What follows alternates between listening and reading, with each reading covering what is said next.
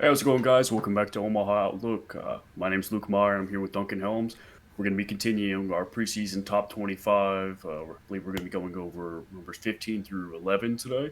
So we'll go ahead and touch base from there. For you, those of you who are unfamiliar, each of us are going to take some. So, for instance, I'll take the even numbers. Duncan will take the odd numbers. Yes, We're sir. going to be going through and just kind of giving our thoughts on the team. This isn't so much of I guess predictions and such like that, more as it is just general kind of rundowns of the team, any players that we think are interesting, any storylines, just kind of random tidbits, just whatever it takes to get you guys ready for the upcoming college baseball season. So, anything else you'd like to add, Duncan?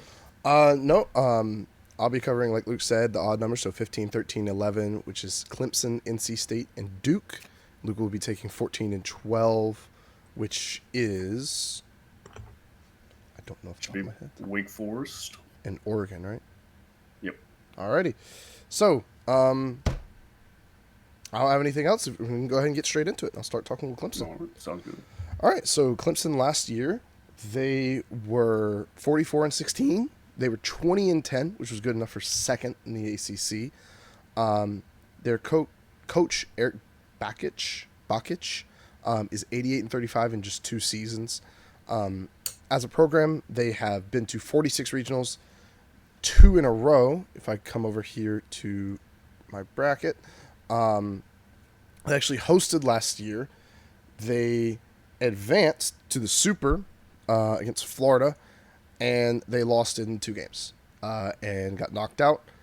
They've been to 12 College World Series, Omaha 12 times, and the last one was in 2010. So this will be 15 years if they don't make it this year. So they're really looking to capitalize on their momentum last year with their Super Regional appearance and get back to Omaha.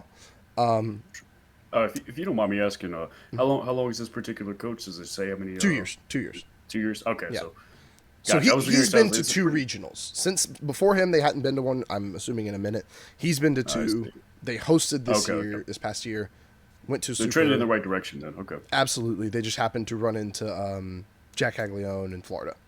Yeah, that whole group. That's a tough one to run into anytime Oh, in for sure. baseball. But in the ACC tournament, the ACC tournament's a bit interesting. At least the bracket I was looking at is.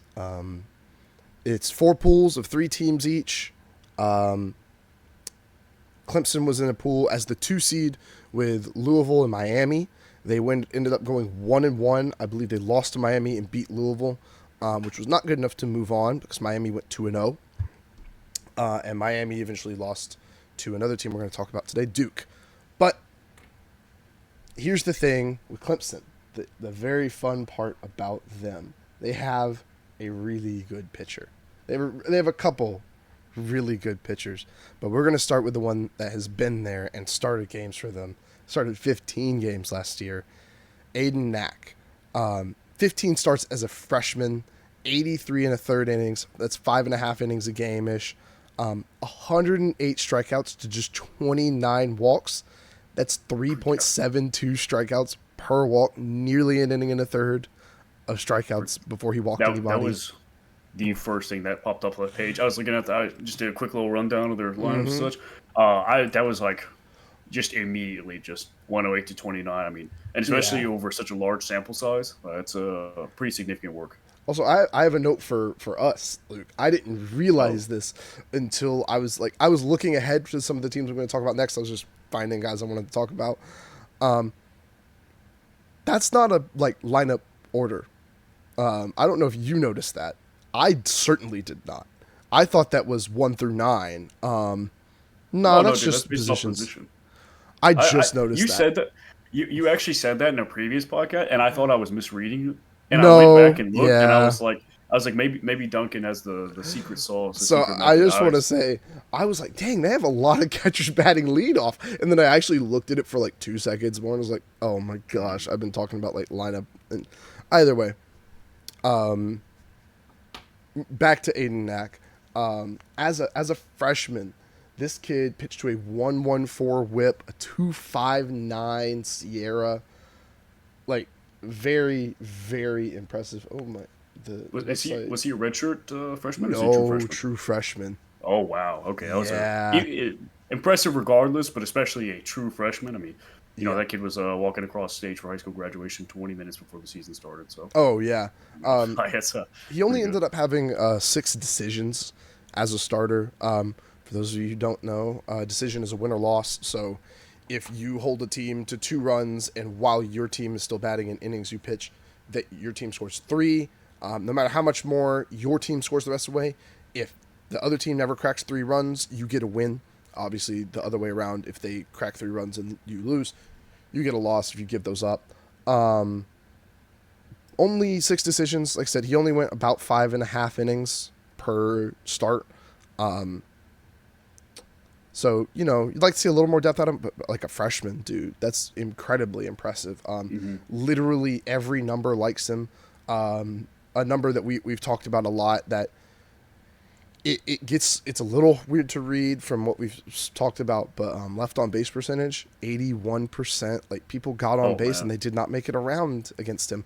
Mm. It appears the only way he got hit or gave up runs was when he got hit hard. I believe I think I had that up for somebody else. I had there, like for Yeah, whatever like home run reason. per nine. Yeah, Yeah, yeah, I can and pull that up. yeah. If you just pull up like his actual counting stats, because D1 baseball doesn't have home runs allowed on there. They Yeah. do have when he allows a fly ball, which is only 32% of the time. Um, he allows it. He allows a home run 13% of the time almost. So again, he's a freshman. I would think that would likely go down to a control issue. Maybe from he just misses a couple times. He hit 12 batters in 83 and a third, so Hmm. maybe a little wild at times, but he didn't walk people, which I think speaks to stuff, and still being able to fill up the zone despite occasionally having problems.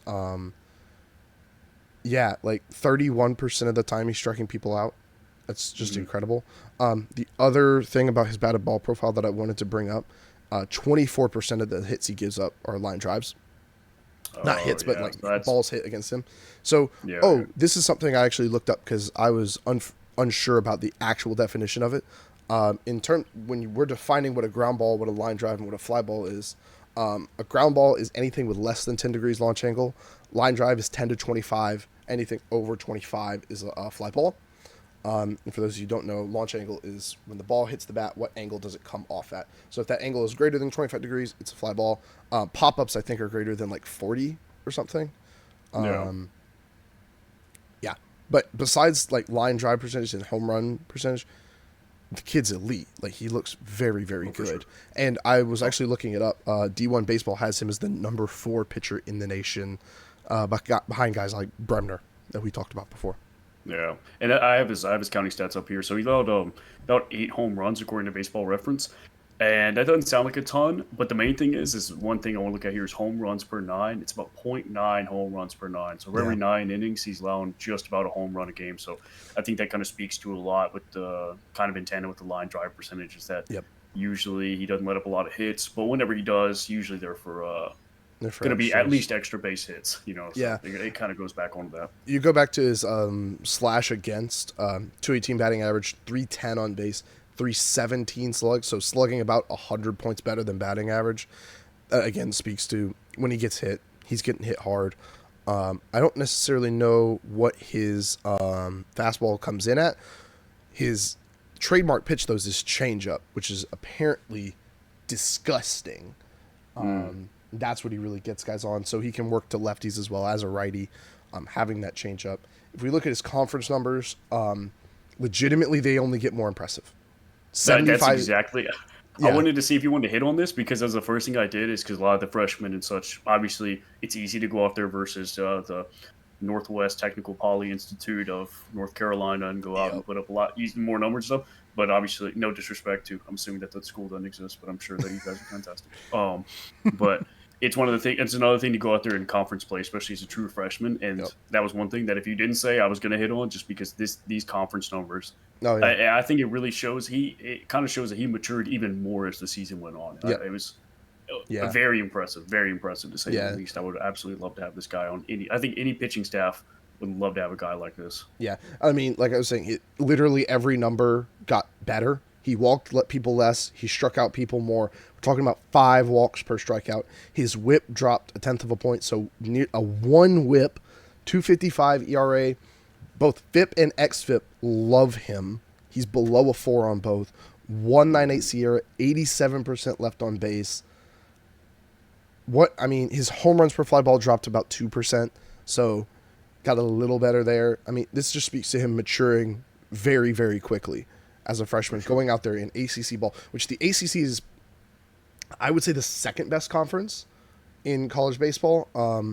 And they're very good. Like, I'm not saying the SEC is like out, like the top of the SEC is still in my mind the best, the SEC in general.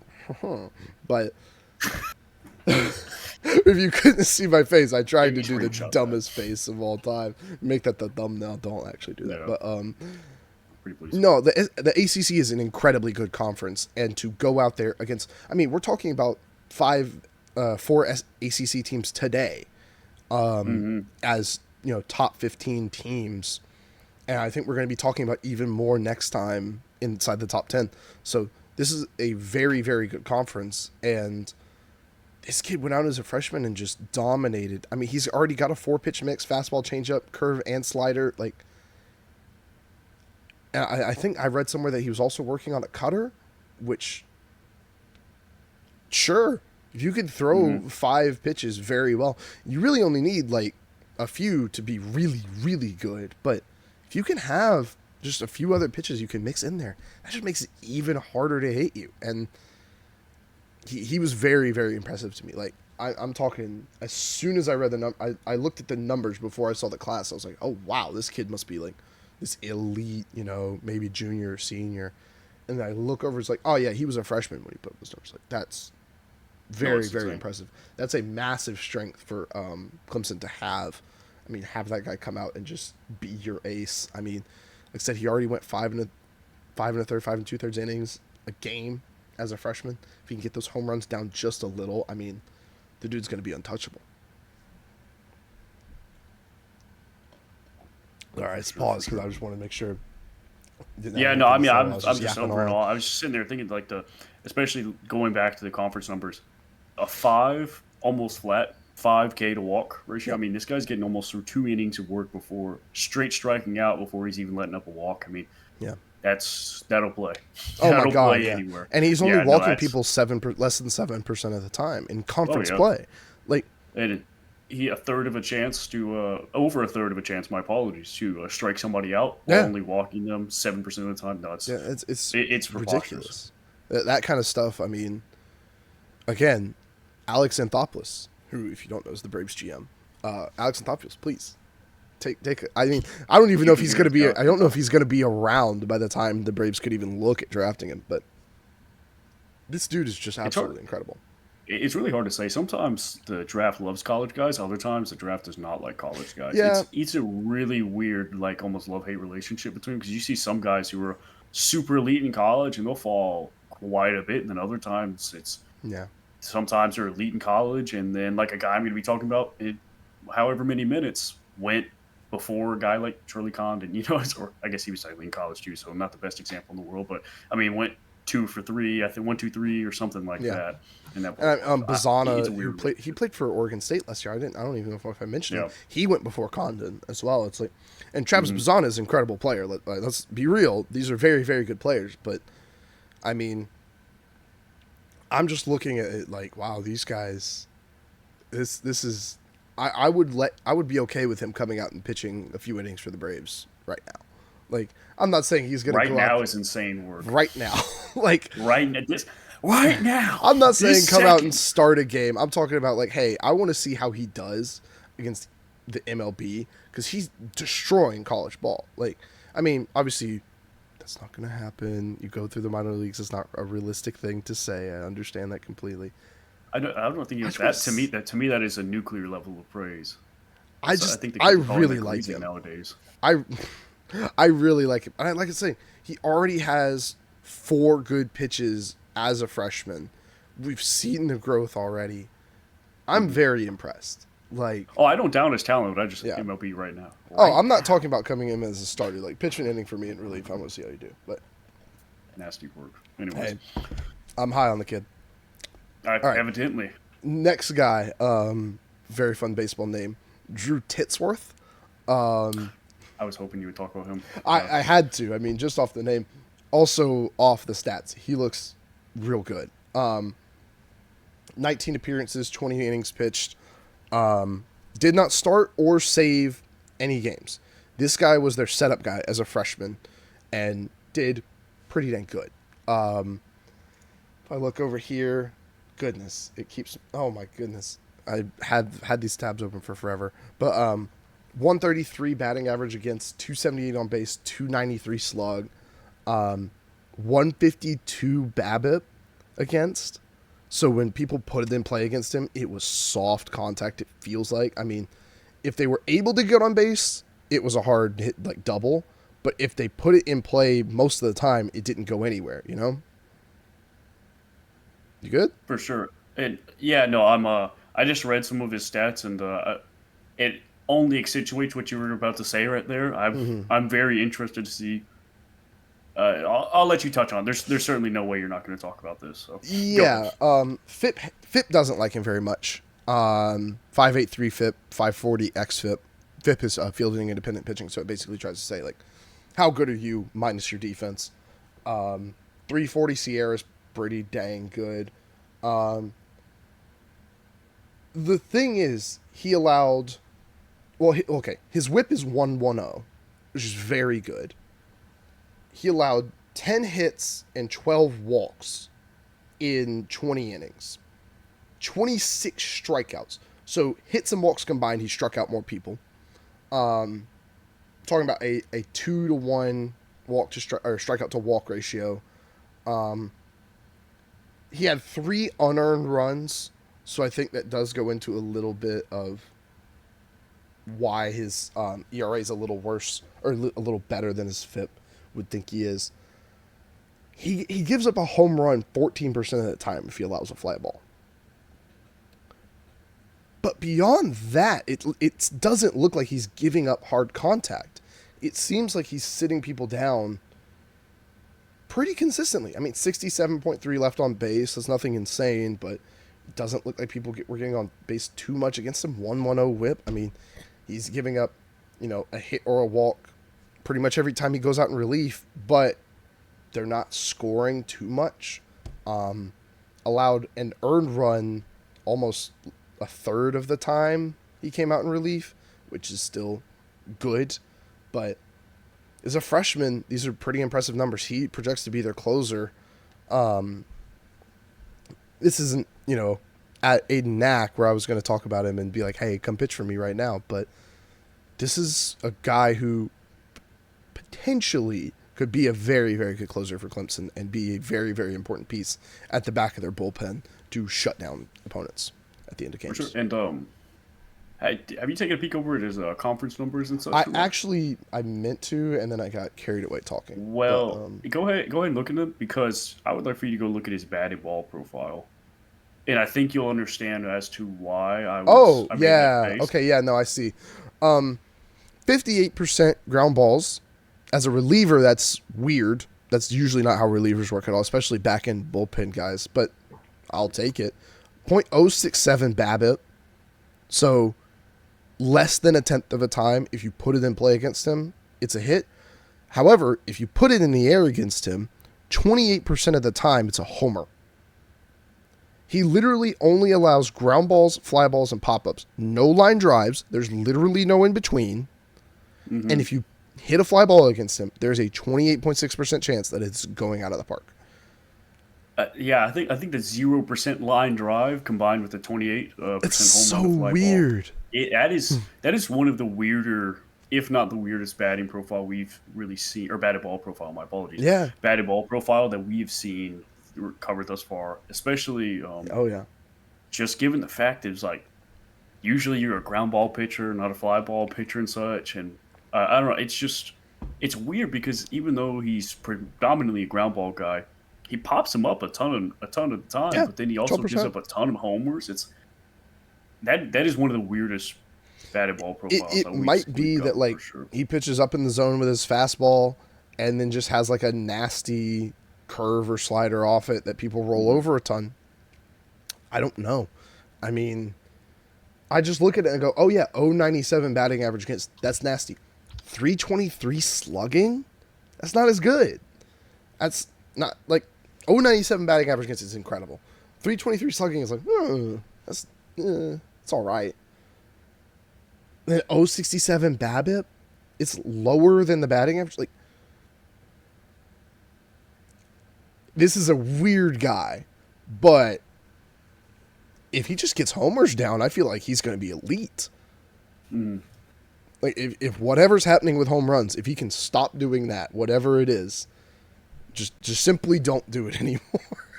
Yeah. If you're watching, you're here for the breaking analysis of don't give up home runs for your pitcher. Yeah, simply don't give up home runs at the end of games. Just don't do that. It's just that easy. It's just that simple. Just simply don't. Simply say no. That's like it's like why do you give up a home run there? Is he stupid? Like, dude, I love like, why did Steph miss that 3-pointer? Is he stupid? Is he just dumb? Like, why didn't he just make it? That's like, come on. That's yeah. All right, so moving on to the only guy I'm going to talk about in the field, at least that has been there for a season, Cam Cannarella. D1 Baseball is very, very high on this dude. They love him. They talk about him as an elite draft prospect. I think they had him pretty high up. I don't have it listed. That's pitchers, isn't it? Yeah, that's pitchers. I don't care. He's a center fielder with elite speed, with really good bats. If you look at his conference numbers, which I'm sure you are, they're not near as impressive as his out-of-conference numbers. But that is because he played through a shoulder injury all year. I see. He stole 9 bases in conference play last year.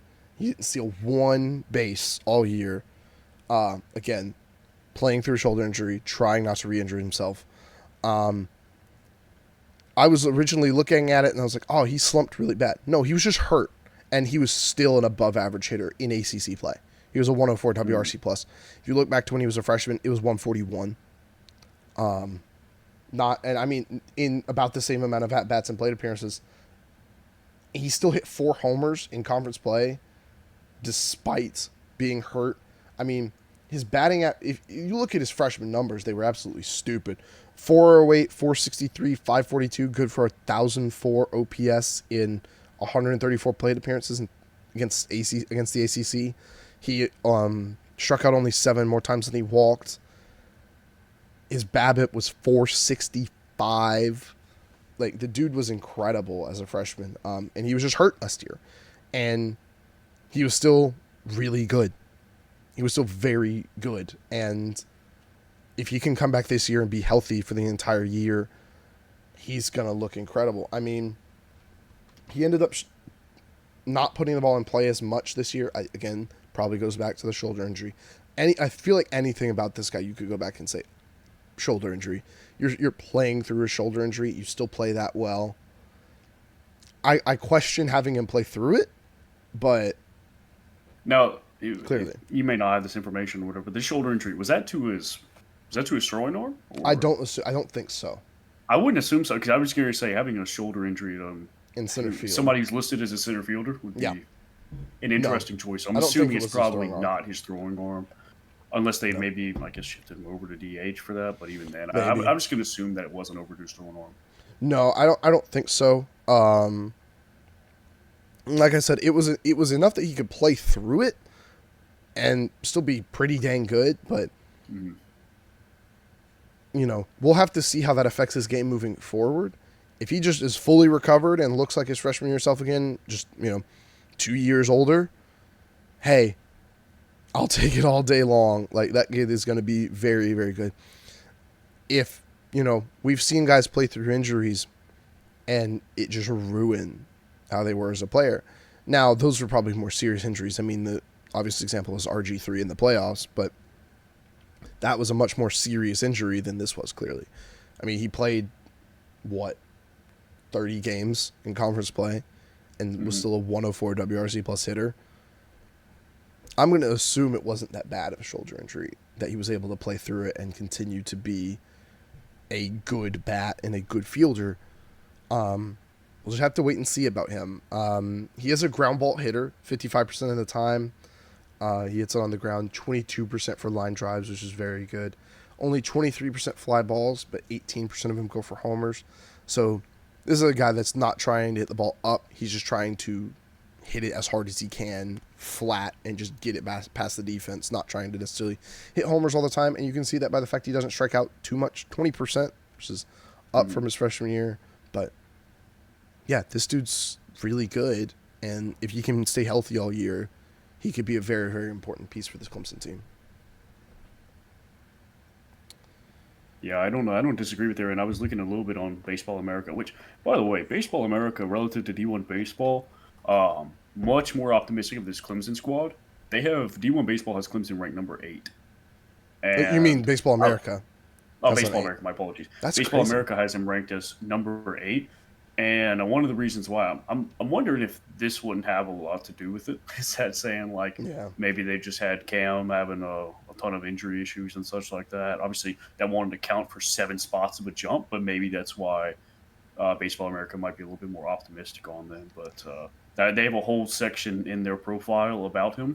Yeah. And so they have him as, they said, ranked as the 6th ranked among 2025 draft prospects, according to Yeah. Baseball America. So He's pretty good. they're clearly very high on this guy, as it seems like everyone is from there. But it'll be interesting to see if he can just stay healthy and get enough. And the weirdest thing is that, I mean, he led the team in plate appearances in conference play. Yeah. With the shoulder injury. That's just a interesting decision to say the least. Hopefully, it sounds like you said it just wasn't too terribly bad. Yeah, it wasn't enough to sideline him, but it was enough to make a significant dent in his very good production. But we'll see. We'll just have to wait and see. We'll talk about some transfers next. There's one transfer that I'm actually not going to talk about much that I just want to mention quickly, and that's shortstop Josh Paino from California Baptist. 296, 377, 535 with 11 homers and 18 doubles. He struck out 69 times, stole 6 bases as a shortstop. Solid glove from what I could read. There was just a couple other guys I wanted to talk about more, so I'm not going to talk about him too much. But yeah, I mean, picking up a redshirt senior shortstop that put up those kind of numbers is pretty sweet for a Clemson team. But yeah, it looks like really one of the only things I would knock on it was just be that strikeouts, a walk to a strikeout. Yeah. He's that number's definitely got to improve a bit from there. Oh yeah. So the guys I am going to talk about, we're going to start with first baseman from Purdue, Luke Gaffney, who last year as a freshman for Purdue, they're in the Big Ten, right? I feel like I always, for whatever reason, Big Ten, just besides like Ohio State, Michigan, I guess not Oregon, this just doesn't exist in my head. And Nebraska, actually. I'm sorry, I forgot about Nebraska. We talked about them. But yeah, as a freshman, only 100 plate appearances in conference play. If we look back to overall, 245 plate appearances, so decent sample size. 359 batting average, 449 on base, 646 slugging, 1095 OPS. He hit 13 homers and 15 doubles. He struck out 13% of the time, so good strikeout numbers. Walked 11.8% of the time. Nearly a 1-to-1 walk to strikeout ratio. I love that so much, especially as a freshman. You come in and be that disciplined as a freshman already. You've got that good of an eye. That's usually something that comes with experience, that comes with age. He has it. I love it. His WRC plus 153. It was only 116 in conference play. His numbers in conference play were worse. Not a ton worse, but they were worse. I mean, 153 to 116. This dude was tearing up out of conference play. And I don't know who Purdue played out of conference, but he was still pretty dang good in conference play. I mean, 315, 390, 517 for a 907 OPS as a freshman. He only struck out a little more, 13%, and walked a little less, 10%. Still very good. Yeah, this kid, very good eye, good plate discipline already as a freshman. If he can get the conference numbers to look more like out of conference, if he can keep that production up against the higher level of competition, this dude could be really, really good for a long time for Clemson. Sure. I mean, good for a long time in college baseball terms, this is like 2 years. But this dude could be a very, very important piece for Clemson moving forward this year. Oh, for sure. And I think too, just going back to it, is a lot of times the prototypical first baseman. A lot of times you sit there and think a lot of power and such like that. Maybe somebody strikes out a lot, doesn't walk as much. To see these kind of plate discipline numbers from, like you said, a freshman, that's very impressive and such. And I think that showing that really shows how good his eye is, and that gives me a lot of optimism. Because a lot of guys you get up there and they're just big and they can mash, And Oh yeah, I think obviously the ability, the ceiling on somebody who has a big eye or a good eye versus yeah, somebody who just get up there and match, that's obviously a little bit better. So, yeah. at least in my opinion, and yeah, I think this kid 116 WRC plus as a freshman. I mean, that's all That's you can ask for, really, out that's of a nothing to freshman. scoff at in the Big Ten, Yeah, which is a no, good baseball conference. mhm. By the way, talking about a big guy, he's 6'2", 215. So he's a pretty big dude. He's a grown man. Grown man at Yeah. 19, 20 years old. Like, yeah, he's a big dude. I mean, you talk about like the prototypical example of like a guy with a really good eye having an incredible ceiling, and this is the probably the best example is Juan Soto. I mean, he comes in as a super super young player for the Nats, and in the 2019 World Series is Soto stepping Justin Verlander when he throws him a ball that barely misses the zone that he's just taking because he controls the zone. That's another thing. If you can control the zone and not swing at anything outside it, you're gonna get more pitches to hit. Pitchers are gonna know, the scouting report's going to be that, hey, this kid doesn't swing if the ball's outside the zone. I've got to throw something in the zone to get anything against him. Otherwise, I'm just going to walk him all day long. And he's going to sit there and take that. Like, he has the discipline to go, you know what? I'm going to get up there, and if the best way for me to get on base is to walk and not swing at something outside the zone, I'm going to do that. And I'm going to support my team. And I love that. That's a very fun player. It's a very fun player to watch, Hmm. especially if you're trying to win games. You might talk about some guys like Paino, who hits homers and strikes out a ton, but I prefer the bat of a Luke Gaffney to that, in my opinion, in my humble opinion. I mean, Oh, for sure. yeah. Next guy I'm going to talk about, and I knew I remembered Indiana State. I knew I had heard of them a few times. We've covered like what, 2 or 3 of their transfers already. Hmm. This is another one from Indiana State. Dominic Listy. He projects to be the left fielder for Clemson. He was playing left field for Indiana State last year. Another freshman transfer. So this dude's going to come in his second year of college baseball. He slashed 324, 464, 431 as a freshman. 895 OPS, just missed out on 900. Played in 59 games. Only hit 3 homers. Stole 3 bases.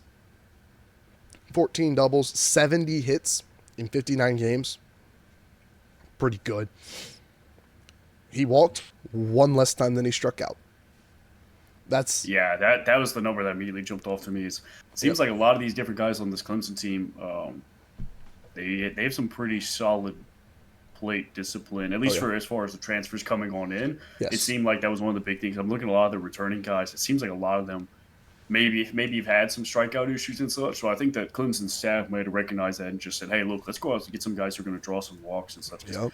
we got some guys like over at second base, 17 walks to 50 strikeouts. We got Yeah. so the catcher is 13 walks to 34 strikeouts and such. So I think that was, Yeah. if I had to guess, it was one of the big targets for Clemson to go out there and say, "Hey, let's get a bunch of guys who are going to draw some walks." And I think it seems like they've done a fairly good job of that thus far. Oh yeah. And this guy, he doesn't necessarily have as impressive of a bat as Luke Gaffney. Only hit 3 homers all year. 124 WRC plus though. I mean, 1.03 strikeout to walk ratio. Yeah. The one knock on him that I have is he pops the ball up way too much. 14.2% of the time. He pops it up. But he hits a ton of line drives. Nearly 25% of the time it's a line drive. For as high as his pop-ups are, I'm kind of surprised that his fly balls aren't higher. Only 33% of the time. Yeah. I think part of it is because you look at his ground balls, that's a very normal number. Line drives are high, fly balls are really low, or not really low, but they're low, and pop ups are high. So I think what it is, it might just be that instead of hitting fly balls, he's popping them up, And that's something you can fix. That's a very fixable problem, especially with a very good coach, hitting coach. I'm sure Clemson has a good hitting coach. That's a fixable problem. You can convert those pop-ups to fly balls, and maybe that home run per fly ball percentage will go up from 5%. This doesn't seem like a guy that has a ton of pop, but if he can just keep doing what he's doing, getting on base 46% of the time, that works. That's a really good guy to have near the top of your lineup, or even in the middle of your lineup, just getting on in front of, Gaffney, Paino, Canarella. Like, this is just a very good bat to have on your team. Yeah, I mostly wanted to talk about the walks and strikeouts, but yeah, go ahead. Yeah, now one thing too is I want to look at his conference stats and such. They're slightly worse, and I use the term slightly as a very literal sense. I mean, he's putting up very similar numbers. Just even put this as a frame of reference. His WRC plus out of conference went from 124 overall. My apologies. Went from 124 to 120. Yeah. So very similar. It looks like the pop-up situation got even worse though. 17.4% of the time he's popping up in conference. Then that just goes back to what you're saying, that if they can figure out a way to reduce the amount of pop-ups this guy has, he will be significantly more effective. For sure. Yeah, so that's just got to change. Outside of that, I mean, I'm liking everything that I see as of right now. So. Yeah. Oh, also, my last note about him, if you didn't already see it, don't look. Don't look at his stats anymore. How many times do you think he got hit by pitches? Keep in mind, the most we've seen so far that we talked about a guy is 12. I'm thinking 15. That's the number that immediately jumped out. 25. Oh, my gosh. So that might help us on base a little, but 25 hit by pitches in 59 games. This guy is crowding the plate. Something is up. Oh, for sure. He is crowding the life out of the plate. It honestly might be contributing to that pop-up. Maybe they're just getting on his hands and he can't get to it. I think that's if I had to guess, it's probably that makes a ton of sense. That would be my opinion as to why he's popping up so much. He's trying to crowd that plate so much. Everyone's pitching on the inside. He's not barreling it up. But then again, he has a pretty high line drive percentage. So I don't know. If I had to guess, that would be my assumption, is that he's grinding the plate and just popping it on up. Yeah, but I mean, if you just get the pop-ups down a little and keep getting hit by pitches like that, I mean, that's Tim LeCastro kind of stuff. That's hilarious. For those of you that don't know, various MLB comparisons the entire podcast. Oh yeah, I mean, Tim LeCastro is not the Juan Soto comparison, but yeah, the Juan Soto is nasty work. I'm not saying that Luke Gaffney is Juan Soto. I'm saying that Juan Soto is the definition of a good eye at a young age. But for those of you that actually probably don't know who Tim LeCastro is, there's a very, very good Foolish Baseball video out there on Tim LeCastro.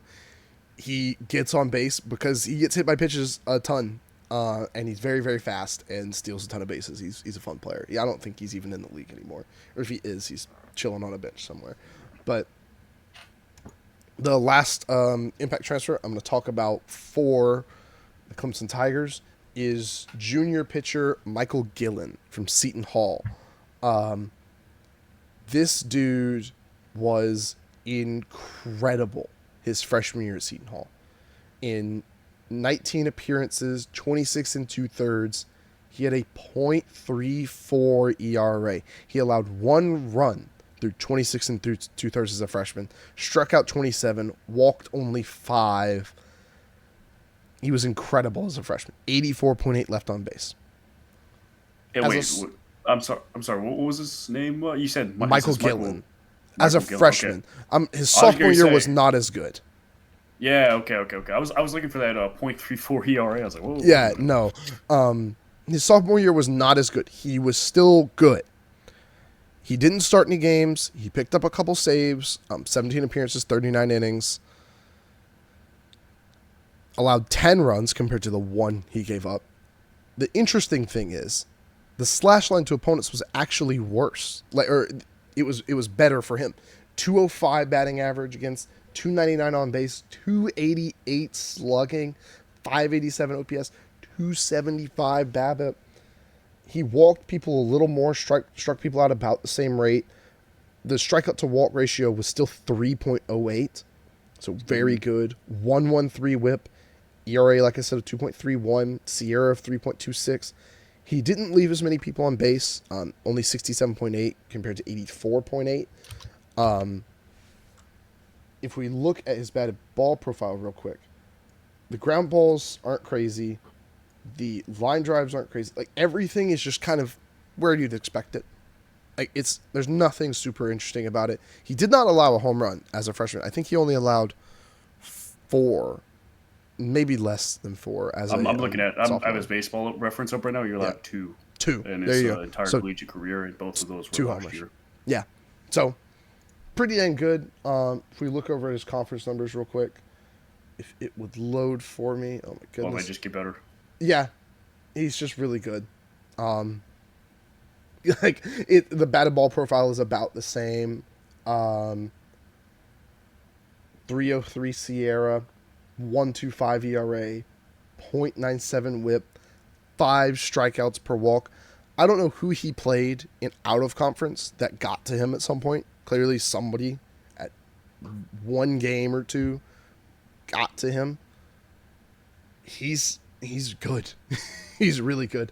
And he projects as their Saturday starter as a junior who's never started a game. This goes back to the Yeah. conversation we've had a lot about relievers going to starting. And Hmm. go ahead. I think you had something to say. And I think it goes back to is that might have just been one afternoon he just got shelled, Yes. and because that goes right back into the ERA problem for evaluating relievers. If you guys are familiar with the other stuff that we said, we don't particularly believe, or at least I don't. I'm assuming that you're fairly much agree. I don't particularly Yeah. like using ERA to evaluate relief pitchers a lot, just because their sample size is so much smaller than the starting pitcher. So I Mm-hmm. think it might have just been, hey, one afternoon he got shelled, he let up 2 or 3 runs, and then that jacked it up for the rest of the season, just because I mean he just didn't have enough innings to really make it back up. Yeah. So I mean it just kind of goes back to that. It's not necessarily my favorite one for a reliever. Not that you could ignore it entirely, but No, yeah. it's just not our favorite to look at. Yeah, to have it in elite ERA as a reliever, like he did in conference play at .97, you simply have to stay perfect. Like you Mhm. can't allow anything, otherwise your ERA is going to blow up like a balloon. And it clearly, sometime in out of conference, again, I don't know who Seton Hall played. I can try to pull it up real quick, That's but what I'm trying to look at as of right now, but for some reason they can't exactly just tell you. like click on each game and get each stat for according to the Big East Yeah. website. So you can look Um, at them. Let me see if I can't pull it they up on the played website. Iowa. I'm looking for. Oh, they played Mercer. I had a friend that went to Mercer. Georgetown. I'm just looking for a time where they just got blown out. Xavier blew them out. That might have been a conference game though. I don't actually know. I don't know who's in Seton Hall's conference. Not gonna lie, Yeah. no clue. I'll try and look for it if you can finish it on up, Yeah. or you can Some wrap it last on up. notes I have about Clemson. Gillen was the last guy I want to talk about. I mean, we talked about it before. Relievers moving to starting it's a question mark. You don't actually know how it's going to work out. The guy doesn't have any starting experience in college ball, at least. In summer league, fall ball, maybe he came out there and started a couple games for him. He looked really good. D1 baseball has him as the 110th best pitcher in college baseball, whereas Aiden Knack is number 4.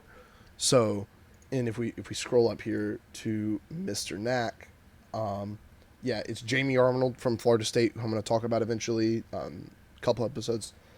Tyler Bremner, Ryan Prager, who I'm also going to talk about from Texas A&M at some point, and then Aiden Knack, and he's the youngest player in the top 4, tied with Jason DeCaro from North Carolina, who's also a sophomore at number 5.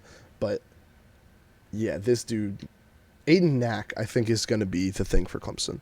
If he can go out there and absolutely dominate like he did last year, and just even take another step forward as a sophomore, man, they are going to look really, really good. They lost some key guys last year. Obviously, they made it to their first super since I don't know how long. They haven't been to Omaha since 2010. But they're trending in the right direction. It looks like the guys they lost, they replaced very well with Gaffney, Paino, Listy, and Colin Priest from Michigan. DH, I believe he might have been a catcher, but they already have a good catcher, so they're going to slide him into that DH position. And, these are guys that can just slot and plug and play into a lineup. And if the pitching works out, I mean, Ethan Darden coming in as your Sunday starter, 5.17 ERA and 11 starts and 66 2/3 as a sophomore. He's the only lefty projected in their starting rotation. We'll have to see how Gillen and Darden work out. But, you got a guy like Aiden Knack. You feel confident going into any series that he can win at least one. For sure. And I went back and looked through it, Michael Gillen's stats. It looks like there was just 2 games. One of them he got shelled in. The other one is just whatever. So Georgia State early on in the season, he let up 2 runs in 3 innings of work. Okay. But so it gave him a game ERA about 6. And I think the one that really elevated his ERA for 2 innings of work, he allowed 5 earned runs versus Mercer. So I Mercer. think that's The Mercer Bears are actually pretty good at baseball for how small of a school they are. aren't isn't that where RJ Yeager. isn't that where RJ Yeager? Yeah, I was That's gonna where say RJ RJ Yeager's Yeager from. came from there. RJ Yeah. Yeager was a state outfielder for like what, a year, 2 years. He wasn't around for too long, I don't think. Was he? No, was he in the outfield or was he second? I thought he played both. He might have. No, maybe. Whatever. He was around for a Yeah. minute. Anyways, Jaeger bombs were really fun. But Yeager bombs were a ton of fun. that was very fun. But yeah, I mean, Clemson's trending in the right direction. Like I said, they hosted last year. They made it to a super.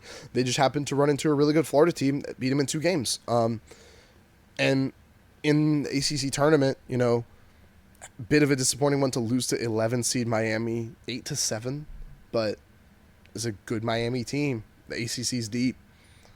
If we look over here at the College World Series stuff, I mean, oh my goodness. Let me click into this. It's just not letting me click into anything. Oh, there we go.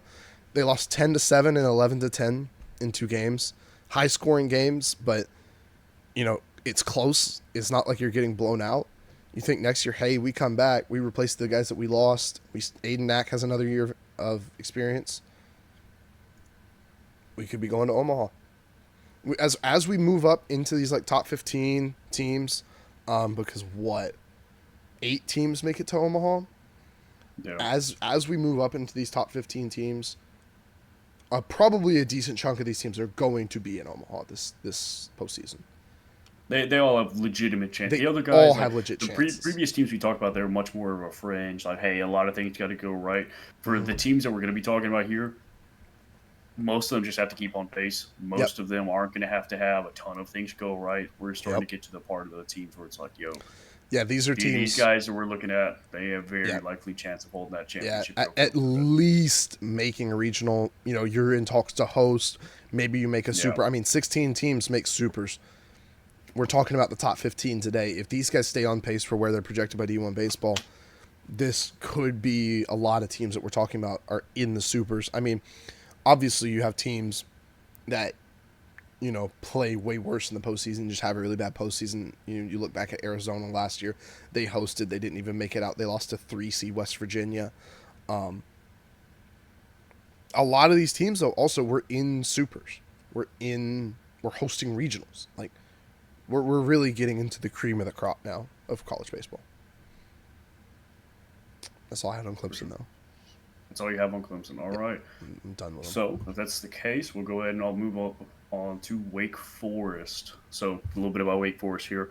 What we have is they went in 2024. They went 38-22, and they split conference play 15-15. Their coach is Tom Walter there, and he's been there for I believe quite a minute. Yeah, 14 seasons. 456 wins, 361 losses, and 1 tie in 14 seasons.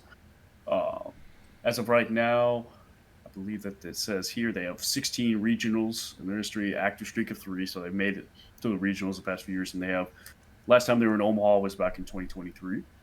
Last season kind of ended on a little bit of a bad note for them, just because if you weren't familiar, going into the season they were preseason ranked number 1, and they ended up not making it out of the regional. They had a lot of really talented guys I want to touch base on here. So, Duncan, I'll give you just a little bit of trivia, see if you can get this going. Okay, I won't look. How many guys in the top 10 do you think Wake Forest had drafted out of their squad last year? Oh man, shoot. Okay, so we know Bazana and Condon were 2, so it cannot be 10. Cannot be all 10. Yes. It cannot be all 10. I don't think they had the number 1 guy. I think it's like 3 or 4. It was 3. So they had Chase Burns, who transferred in from Tennessee, Yep. and had an absolutely dominant year with them. Just to put it in perspective, I won't touch on him too much because he's not on the team anymore. But a .47 Sierra, I mean, just a silly, silly, silly number. Ate up a ton of innings with them. He was also really They fun to had watch. He was electric on the Oh, he was mound. electric. He was electric. He was So speaking of which, for Southern Miss content, I remember that they had Oh, the bases yes. loaded versus them, and Oh, is that the Chase time where Burns. we went absolutely ballistic? Yeah, Chase Burns went ballistic in the dugout, threw his glove out of. Yeah. He's a great player to watch. Yeah, he's fun. Yeah, he went number 2 overall to the Reds.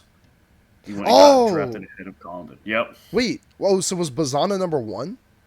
Yeah, I believe so. Oh, I that mixed up. Dang it. Ah, Yeah. whatever. All right. And this one here, Nick Kurtz over at first base. Hmm. He he got drafted in the top 10, followed up by Seaver King over there at third base. So both their corners went out, and their starting pitcher, their ace, got drafted on from there. With that being said, there's still a lot of talent left on this team. D1 Baseball has 150 college prospects that they have a list of going from there. 7 of them are on this team, of the top ones at least, and they only trail LSU and Tennessee. Wow. The main thing is with this team that you see here, look up and down the lineup, they are heavily reliant on transfers. So according to this projected one that we're looking at here, they got 4 transfers just in their offensive part of their lineup, and their rotation. 2 of the guys who are going to be starters or projected starters are transfers in. Their closers are transferred in. So this is a team that had a total of 10 transfers in and 2 transfers out. So they're looking to fully, I guess, instead of rebuild, reload, they're looking for that. But I always get a little weary going on to this because most of these guys are transferred in from smaller schools, and just seeing how well this team can gel, how well it can mesh, all these different things. So that's one thing I really want to keep an eye on here, because the guys, they put up fantastic numbers at where they were, but it'll be interesting how well they can get in and form a cohesive group and go from there. And let me see if there's any other just general notes. Oh, like I said, they were preseason number 1 in 2024, and eventually kind of, I guess, underachieved for their expectations. Yeah. But one big thing is for this year that they have going in is that they have a very highly rated bullpen. I'll talk about 1 or 2 of the guys, but it seems like up and down the lineup they just got, or rotation, they just have a bunch of bullpen guys who they can go to. And I think that'll be really interesting to see how they manage these guys, because again, a lot of their starters aren't terribly proven. May only have a handful of innings at work, and so it'll be interesting to see how heavily they're going to rely on this bullpen. Like we said, as we talked about, seems like every episode, the Detroit Tigers, that what they did, how they managed their pitching rotation is that, hey, maybe your starter only needs to go out and get 3 or 4 innings, then bring a bullpen guy in, and just go on from there, and just lightly make sure use your depth to your advantage in the bullpen. I think it'll be interesting to see. And the reason we keep bringing that up is just because, like most sports, baseball is kind of like a copycat sport. So once one team does something, every team wants to kind of get in on it. Think of Moneyball. Nobody was doing Moneyball until the Oakland A's did it. Now every team wants to play Moneyball. I think that's one of the big reasons. At least I personally keep bringing it up, just because I Oh mean, yeah. very intrigued to see how much that impacts both MLB and collegiate baseball. So Hmm. you know, because when you look at their squad last year, they only had 2 major workhorses. Obviously, Chase Burns, he ate up, I believe, about like 100 innings. They had another guy who went for about 70 innings of work. Both of those guys are gone now. The other ones didn't eat up a ton of innings. So it's going to be interesting. I think that's the biggest question mark, isn't necessarily talent, but experience in the rotation. Oh yeah. So, Yeah, anyways, and I'll go ahead and get into a little bit of the. Oh, what were you about to say? I was just gonna say, I mean, you get you talking about 10 transfers in, 2 out. Like you say, reload, but that's a lot of people coming into your team. I mean, we're talking Oh, about 6 starting guys are gonna be mm-hmm. transferring in, and I mean, even in the lineup, 4 transfers and 1 freshman are projected in there. That's a lot of new people to be bringing into a lineup, and I mean, maybe it all works out perfectly for them, and they overachieve compared to last year where they underachieved. This is a really good team with an experienced coach. Just have to wait and see. For sure, for sure. And this was one that I was a little surprised as to, I guess, how high the rankings were on it, given that fact. Not because I Mm-hmm. don't think that they can do it. I think this team certainly can. They have the talent and such. For And sure. elite Tom Walters is certainly good enough. It's just interesting to see a team with so many question marks up this high on the list, at least for me personally from there. But yeah, going into it, so we're gonna be talking about their. Actually, I want to talk about their Saturday guy. So it's Logan Lunsford. He transferred out of Missouri. None of his numbers particularly are really jumping off the page. I mean, last year, in fact, he had a pretty negative. He had a 6.97 ERA across 60 innings of work. I mean, that's not kind of he started 13 of his 14 appearances, so he saw plenty of action. He's playing for a not very good Missouri squad and such. But kind of one of the main things I really wanted to touch up on him, and the reason I jumped out, I hopped onto the Demon Deacons fan forums, and they are absolutely loving this guy as far as the scrimmage goes.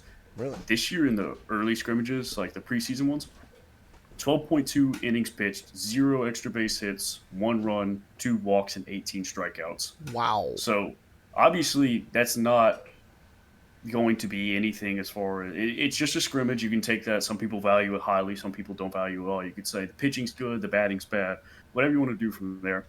But it seems like from the Demon Deacons fan, the I guess I'm not sure if they have like a fan based name for themselves, but the Demon Deacons faithful is what I'll say. They seem to be very high on this guy. They are very excited about him, and if he can really carry this momentum, he could be their Friday guy with relative ease. Yeah, I'm Freshman year, I believe he just had a. Oh, yeah, I'm good. just looking over his conference numbers, and like you said, nothing pops out of the page particularly in a good way. Like Mm-hmm. it will be interesting to see if maybe there's some underlying stuff that the Wake Forest coaching staff can get the most out of him. But right now, I'm gonna get into a little bit of that with the next team I talk about. But yeah, go ahead. Yeah, yeah, and like I said, maybe just need to change scenery. Missouri Yeah, hasn't been maybe. the best team ever during his tenure there. So who knows? Maybe this guy can go out there and be a very solid weekend rotation piece for these guys. It just really interested in me as far as it goes of how much they were talking about this guy. They seem to be very excited for him. Yeah. Now the next guy, on the other hand, he is proving himself, I guess, say a few times over from here. We're talking about Merrick Houston from shortstop. This guy, from everything from D1 baseball to Baseball America to even his 2025 draft profile, the first words out of all of their mouths, excellent defensive shortstop. Mm. He seems to be a guy who is just he's a black hole over there at shortstop. Any ball comes within a certain range of him, he's grabbing it. He's making the play X, Y, and Z. And so that's a really big guy to have at a shortstop position. And I think one of the biggest things for him is if you look at his leap from his freshman year to his sophomore year, Whew, it's yeah. night and day.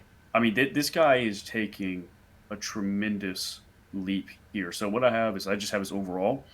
Just give you slash lines from 2023 his freshman year. He had 220 batting average, 328 on base percentage, 307 slugging, and he had a 67 WRC plus. WRC plus, for those of you, just in case you're not familiar with it, 100 is always league average, and it's a tool that allows us to grade batters. And so whenever we say we have a 67 WRC plus, that means this guy is what I think 33% 33% worse. worse than the league average batter. So to say he had pedestrian numbers would be quite the compliment for his freshman year. Yeah. I think bad numbers might be the technical term for there. Yeah. And he had a ton of plate appearances too. It wasn't like this guy just didn't have Yeah. the opportunity. He had 260 plate appearances. In his sophomore year, he had 264, so virtually identical. In his sophomore year, he raised it to a 326 batting average, 433 on base percentage, 516 slug, with a 128 WRC plus. Yeah, I'm I looking at mean, his conference numbers right now. mhm. It's literally it's very similar. It's like 100-point jump in everything. 315 batting average, 406 on base, 495 slug, 902 OPS, 117 WRC plus. I mean, he doesn't strike out much more than he walks either. I'm sure you're going to get to that, but Yeah, that's very uh, impressive. for sure. And like you said, and he does not really strike out a ton. So last year he struck out 12.5% of the time, and at 14.4% of the time he walked. Almost, it's very similar numbers to his freshman year. This guy's just not striking out. He's generating a lot of walks at the plate and such. I think one of the biggest things that's maybe really scratched my head with this guy, and I'm sure that you've noticed it too, if you look at his batted ball profile, it's virtually identical between the 2 years, besides home run to fly ball percentage. Not in And it's conference play. weird, It's not. really. It's Oh, very different. Conference play. maybe okay. So ground balls are 5% up. Line drives are 6% up. Fly balls are 11% down. Pop ups are 4% down. Home runs per fly ball are 6% up.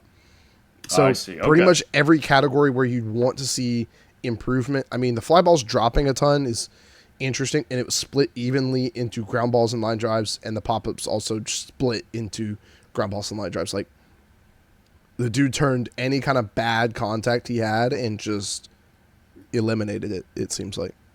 I see. Okay. Okay. Yeah, because I was looking at his season total overall, and I was like, Yeah, would I this know. guy change? Because usually, whenever you see significant jumps like that, usually the batted ball profile is one of the best ways to really see it. Just Yeah. saying, like, hey, maybe all of a sudden this guy was just hitting 80% fly ball. Obviously not, but Yeah. a ton of fly balls. He's just hitting the nuclear levels of fly balls, and he's just knocking it out of the park. Next year, he turned that number down and turned that into line drives or whatever. So I think that might make more sense. It seems like in conference play, he really Yeah. He stepped it up. really stepped it up and turned around. Like I said, pop ups dropping 4% and home runs per fly ball dropping or jumping 6%. And his fly balls going down 11. Like he created more homers per fly ball with less fly balls, which Hmm. is just exactly what you want to see. Because like generally, unless the fly ball is like in the gaps or over the wall, it's not a good fly ball. It's going to be an Yeah. out with how defenses are nowadays in college. The athletic guys out there in the outfield. That was the most awkward way I could have said that. With the athletes you have in the outfield, you know, generally you want to hit it on the line and get it down either in front of them or where they can't get to it. And he very much seems like he's doing that. And also to cut down on strikeouts by 6%, or not 6, 4, almost 5%, and jump walks by almost 5%. That's exactly what you want. You're just turning bad plate appearances into good ones, and it's fantastic. No, for sure. And so it seems like he went from, I guess, a prototypical, what we think of as shortstop is somebody who's not great at the plate, but a great defensive person you want to have out there. Um, to all of a sudden his sophomore year, he really just turned it on and was like not only a great defender, because even with those numbers, the first thing that each website talk about is his defense.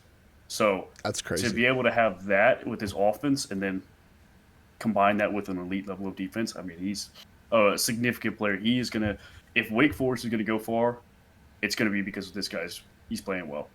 And I Yeah. think you could say the inverse thing. If they're not doing too well, it's probably because he's not playing too well. But Yeah. I wouldn't expect that with somebody who took such a tremendous leap. Obviously, taking another tremendous leap like that would be unsustainable at best. But Yeah. it's Even somebody who, even if maintaining he that level of replicates it, production. Yeah. yeah, yeah. So one of the other guys I want to touch on here is he's a transfer on in, Ethan Conrad, Oh, and this guy. Ethan, yeah, he has silly stats, very silly stats. So his slash line right here is 389 for batting average, 467 on base, and 704 slugging.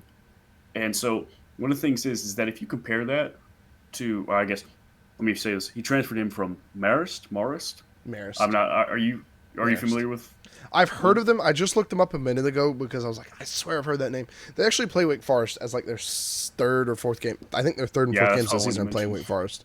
Yeah. Hmm. So and looking at his sophomore or freshman to I guess sophomore stat jumps here. So his first year, he had batting average of 320, 371 on base, 442 slug. Pretty normal numbers, nothing too crazy. 100 WRC plus, so he was right around league average. And it seems like 2024, he raced up his batting average a ton to 389, and he learned how to put some power on that ball. He went from a 442 slug to 704. He raised his on base percentage by almost 10 points. I mean, it seemed like that year he took a tremendous jump, and it seemed like he wanted to I guess gamble on himself and go to a larger program. Hey, And respect. even his strikeout to walk percentage, tremendous increase. He went from striking out 24.5% of the time and walking 7% of the time to being almost split right down the middle. Wow. And he was a tremendous bat for Maris overall. Like I said, we get into the territory of how well can a guy put up big numbers on a small team? How well can he go from there?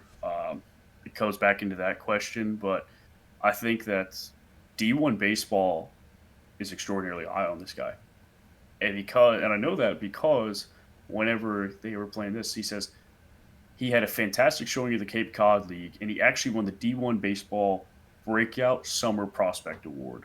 Hmm. And that was everywhere. Anytime you type his name in on this site, that's like the first thing that pops up. So I guess it kind of answers a little bit of my question as to maybe how well he could do versus a higher level of competition. Yeah. Maybe, hey, look, maybe the Cape Cod League is just a little bit of a sample of what we're going to be getting there. I don't know how much stock you personally put into the summer league ball. I try not to look at it too much, just because it's such a short season. Yeah. It's one of It's those just things that such a gets small sample size. it kind of looks like how you value scrimmages. Do you value Yeah. scrimmages a ton? Do you value scrimmages a little? In summer league, do you value summer leagues a ton? Do you value summer leagues a little? So I guess that will kind of, whatever your opinion is on that, will kind of mold your opinion on this guy here. Hmm.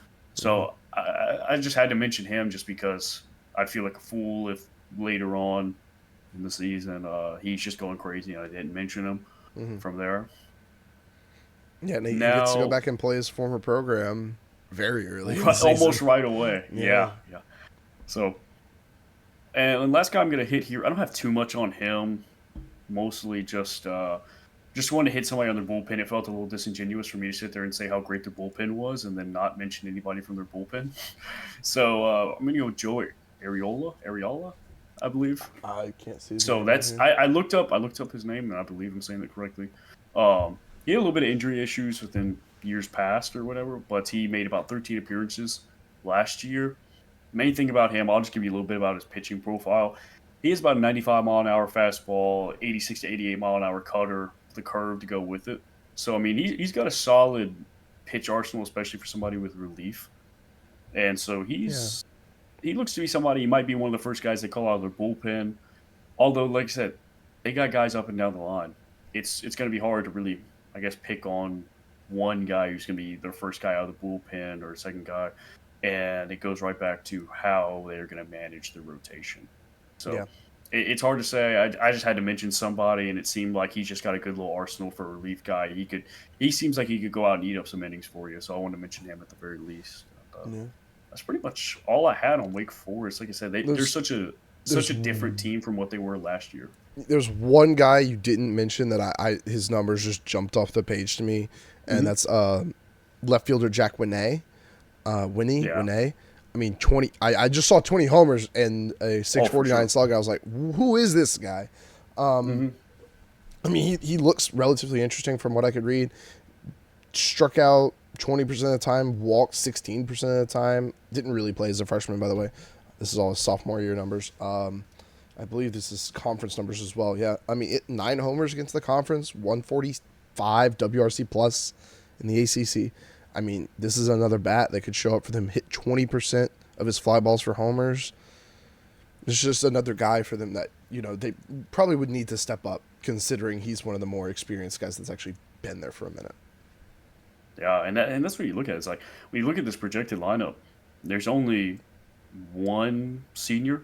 He's a redshirt senior or transfer He's a from transfer. Princeton. Yeah, Yeah, so it's yeah. Winay and there's Houston are not a the only ton of guys. veteran guys, and even the ones that may be sophomores or juniors and such. Like you said, a lot of them may not have had the opportunity to play a ton. So Yeah, this is a really interesting, super talented team. It's just gonna be interesting to see how it shakes out. Like I said, this team, they could live up to the hype. They could say, "Hey, look, we're going to make a deep run, maybe to somewhere supers or whatever."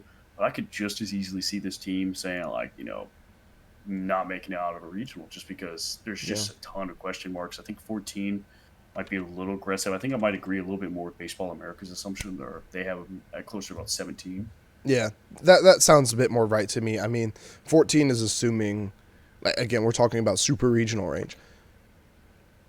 That's assuming they're really, really good and everything works. I will say real quick, I saw my name on there, Duncan Marston, freshman pitcher. You may remember Ethan Lund, the freshman I talked about for Oklahoma Mm-hmm. State. Sorry, he's ranked 72nd in the nation according to D1 Baseball. Duncan Marston is one spot above him at 71. So this is a freshman pitcher that people really like. Matthew Dallas as well is there for Wake Forest at 65. guy I'm going to talk about from Duke is around there. Dax Whitney from Oregon State, who I don't know if I mentioned, but another freshman is right in there at the 70 range. Oh, yeah. These are pitchers that D1 baseball is high on as freshmen, and if Marston can come in there and pitch well for them, that could be a big part of it. I saw a bunch of hype for Morstan as well on their forums, and it was weird because I didn't see too much about Matthew Dallas on there, but I saw Really? mostly the Logan Lunsford. He was big. Everyone, he was the talk of the town just because, like I said, he's such a dominant showing in the scrimmages. Mm-hmm. Marston, I'm showing that he may have had a little bit of, I guess, some struggles in the fall, but apparently he's really cleaned up a lot of it.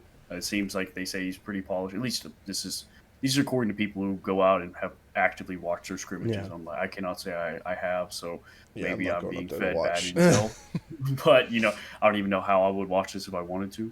So yeah, there's just so many question marks for this team. I'm having a hard time gauging how good they're going to be. So I think that's pretty much Yeah. all I have to say about them.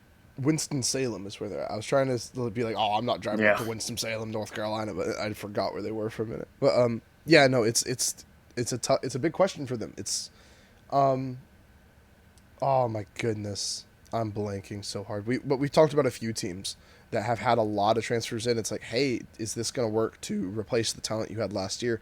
With Clemson, I mean, I don't know how you feel from what I read off, but I feel a little more confident with Clemson's transfers. I mean, you're talking about a guy from Purdue. Like, you're talking about guys that have played a little bit higher level competition. I mean, Indiana State, I'm not going to say they're better than Marist necessarily, but, it's just going to be interesting to see how all that transfers for them and see how it all goes over to ACC play, which is, like we said, a very good league.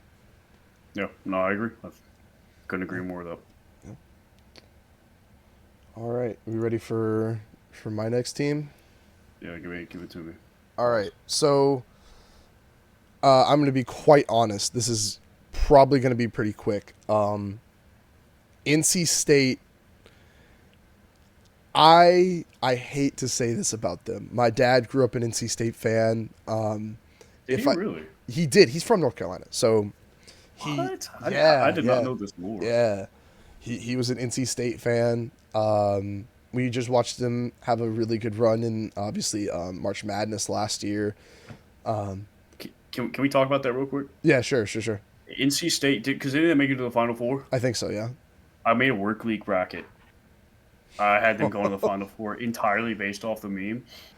Nailed it. Who's the Nailed it. dude? It's like their center that was just Yeah. hilarious. It was great. Oh yeah, no, he was the reason. I saw him put up like a stupid amount of points and whatever, Yeah. and I had him go into my Final Four, and everyone thought I was a basketball genius despite only watching Mississippi State college basketball. They were like, "This guy just knows," and I was like, "Yes, I do Yes, know. I do just know. I got the scoop. I got the script early." Yeah. Well, like I said, I would hate to sit here and talk down on him. I'm not high on NC State baseball this fall. 13 feels very high. I don't know where Baseball America has them, I'm but looking that up as we speak. okay. They have him at 16, so they Okay, concur, they almost. like him. They like him too. This Duncan may is be the another NC State hater. I'm not an NC State hater. Last year they went 38-23, 18-11 in the ACC, which was good enough for third. In the ACC tournament, they went, I believe, 1-1. Yes, they went 1-1 in pool play. They lost to guess who? Duke, who I'm going to talk about in a minute. I'm higher on Duke for sure, but they've been to 34 regionals in their history, 2 in a row. They went to Omaha last year for the 4th time. If you remember back to 21 when we won the College World Series, we being Mississippi State, for those of you who don't know, there was a bit of controversy. They had to forfeit due to COVID against Vandy. We avenged them, if I remember correctly. Gave it to Vandy. You remember quite correctly. Yeah, yes. we avenged them. Vandy did not deserve to be where they were. They should have actually had to play. Jack Leiter destroyed us. Outside that, we destroyed them. Yeah, and it was actually great because NC State played us in football later on in that year. Do you remember immediately after that? They were like our second game. Yeah. Dude, those were some of the coolest dudes ever. Yeah, as they far were as great. at the tailgates, Hmm. they talk about nothing about baseball. I saw a bunch of them like in Starkville. It's a big tradition to get your cowbell, fill it up with beer. That And way you just can get the beer yeah, and the paint chips, and you drink it out like that. I saw them. They were like, they're "Go to having hell, Ole Miss," and then just tearing it up. They were tearing it they're up. having a great Fantastic time people. down They're there in good in my Starkville. book. Yeah, Yeah, like I was they saying, were great fans to have. I hate to And talk Duncan down hates on them. them. I don't hate If NC you live in State. North Carolina, Duncan hates you. That's not true. I have family in North Carolina, And but he hates them. Despises not them. true. But in in in Omaha in 24, they actually were in. They hosted last year. They hosted a regional up there in Raleigh. They then played Georgia in the Athens Super Regional, beat them in 3 games. And then in the second bracket, I believe, yeah, they lost to Kentucky and Florida. So again, you run into a couple really good SEC teams and tough. I don't know if we're actually going to be talking about Kentucky this year or this series. I don't think we are. Don't worry, Jamie. I'll look this up. Um, we need our own Jamie. We have Yeah, our own we need Jamie. our. He's just not here. But Yeah, he's just yeah. respectfully. Love you, Jamie. Pause. But yeah, they made it to Omaha. This is a team that's looking to capitalize on a lot of that momentum. Here's the problem for NC State. 5 of the guys in their lineup are transfers, and a lot of their lineup doesn't have a ton of plate appearances. They have one guy returning from their team last year that had over 200 plate appearances. He was a freshman. They have 2 transfers that had over 200 plate appearances. Everybody else is 163 or lower. And when we're talking about lower, 91, 43, 47, that community college transfer, I have his numbers up. He actually might have had, he actually, I think, did have a decent amount of plate appearances.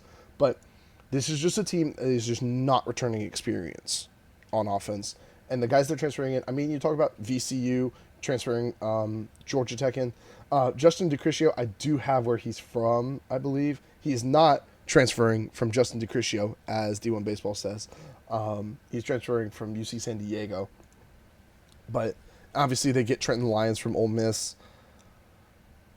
The lineup is just tough. I'm going to talk about those transfers here in a minute, but I'm going to start by talking about their rotation and just pitching in general. So I'm going to talk about Fritton, Andrews, Marone, and Derek Smith. I'm not going to talk about them much. There's not too much to say. If this would load for me, I had their stats up, and it doesn't want to load at all. There we go. Pitching. Come on. I had this pulled up. Go ahead. While you pull that up, I wanted to see if Alex Sosa had any relations to obviously Mr. Sammy Sosa. Yeah. I can say I am assuming he does not. He is Really? He's a white man? no, he's it's super blonde, curly hair. He's like he is like the epitome. Like when I close my mind and I think of baseball, like AAU ball, like players, Oh, yeah. like travel ball. That's this guy. He's got the chains on in his perfect game Oh, picture. goodness. Yeah. He's got that shit on though. I can't lie. He got that shit on, though. But, He got that shit. Respectfully. so, talking about pitching, they lost their number 1 starter, Sam Heifel, who might be related to Ross Heifel. I don't know. I'm already on. I'm already on 23andMe right now. So yeah, he started 17 games for them, had a complete game shutout, pitched 87 innings, 1.31 WHIP, 4.97 ERA, but he was their best starter by a decent margin. Second best, Dom Fritton, who is returning and is projected to be their Friday guy. 17 starts, 73 innings, 1.63 WHIP, 7.64 ERA. This is part of the reason I'm not super high on them. You're talking about your Friday guys coming out. I mean, that was his sophomore year, so maybe we'll see a jump going into his junior year. But 7.64 ERA in 73 innings is not good. That's pretty much the easy way to say it. That's not very good. It's tough for that to be your Friday guy. And then you look down, their Saturday starter, Heath Andrews. Where is he? He did not pitch too much. 9.1 innings of work. Yeah, 9.1 innings. He came in 10 games, started one, 11.57 ERA, 2.79 WHIP. Whoa, if he started one too, wait, that Yeah, was. he I'm only making the assumption that he went at least 3 innings in his start, so that means no. his other Well, ones he didn't even maybe. go like an inning. Yeah, Yeah, yeah, well, that's what I'm saying. maybe. Like he has 10 appearances I with mean, one start and 9.1 innings. I mean, in that's 10 appearances, 18 hits, 13 runs, 12 earned, 8 walks, only 6 strikeouts. And then Ryan Marone in 16 appearances, 10 starts, 59 innings.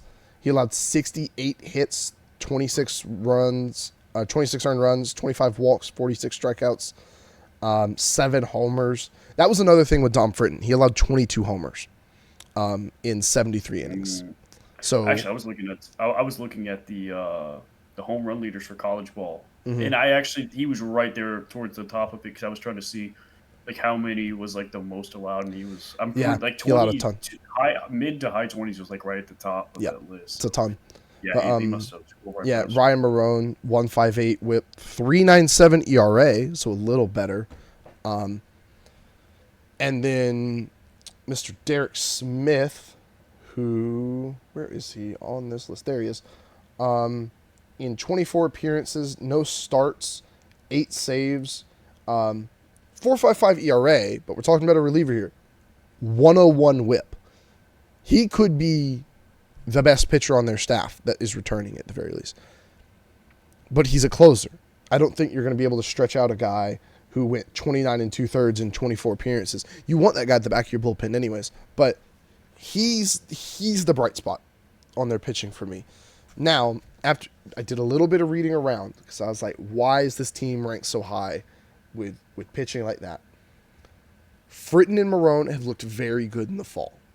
Hmm. The fans like them. These are guys that D1 baseball, that scouts have gone out there and watched, that they like.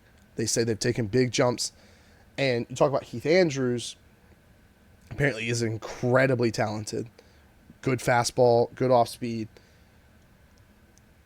They're high on them making a jump. I've said it a million times. Show me. I mean, if we're talking about a guy who in 17 starts put up a 7.64 ERA and gave up 22 homers. I mean, like I said before, it's easy to say, "Oh, well, just don't give up homers." Simply don't.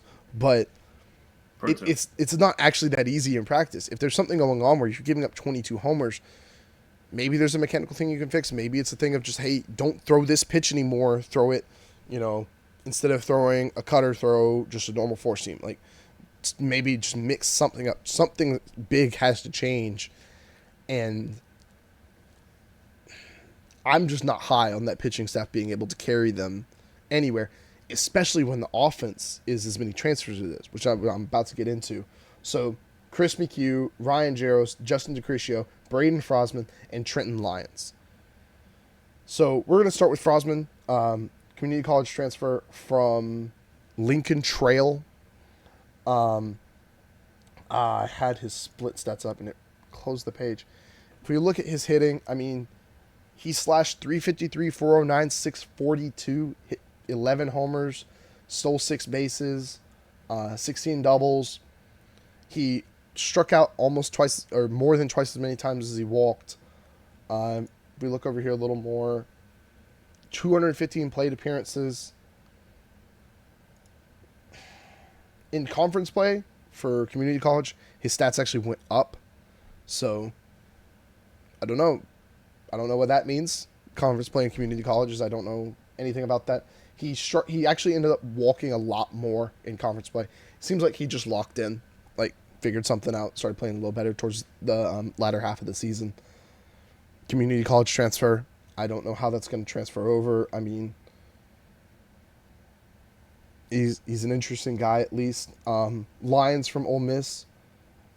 Oh my gosh, all the formatting on the pages is off. Goodness. Only 43 plate appearances as a catcher.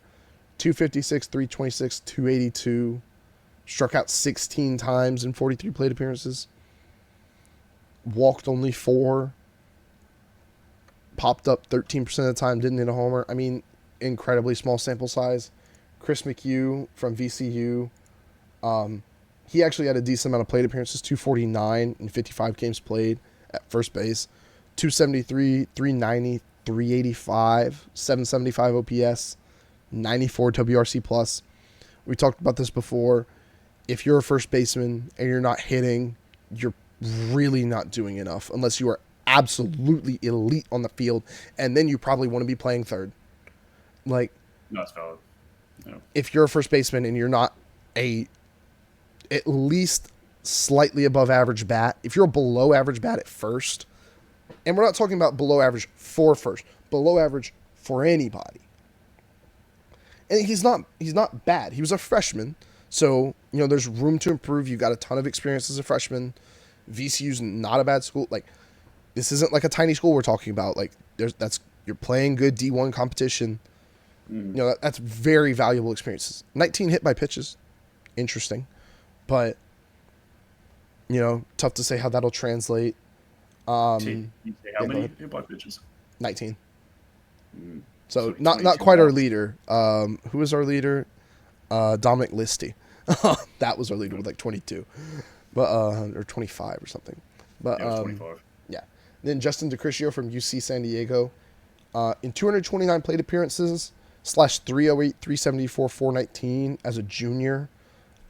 Hit 3 homers, 13 doubles, 42 RBIs, 10 stolen bases. Only struck out 18 times and walked 14. So we're talking strike and walkout rates both below 8%. He's putting the ball in play. That's good. That's something I like to see. Despite pretty good numbers, still only a WRC plus of 95. Maybe he's putting it in play too much. Maybe he needs to be a little more picky. We talked about guys like this before. Want to go out there, swing at everything, be a bad ball hitter, and it can be effective for sure. Have a leadoff guy like that can get on base. 374 is pretty dang good, but it's interesting.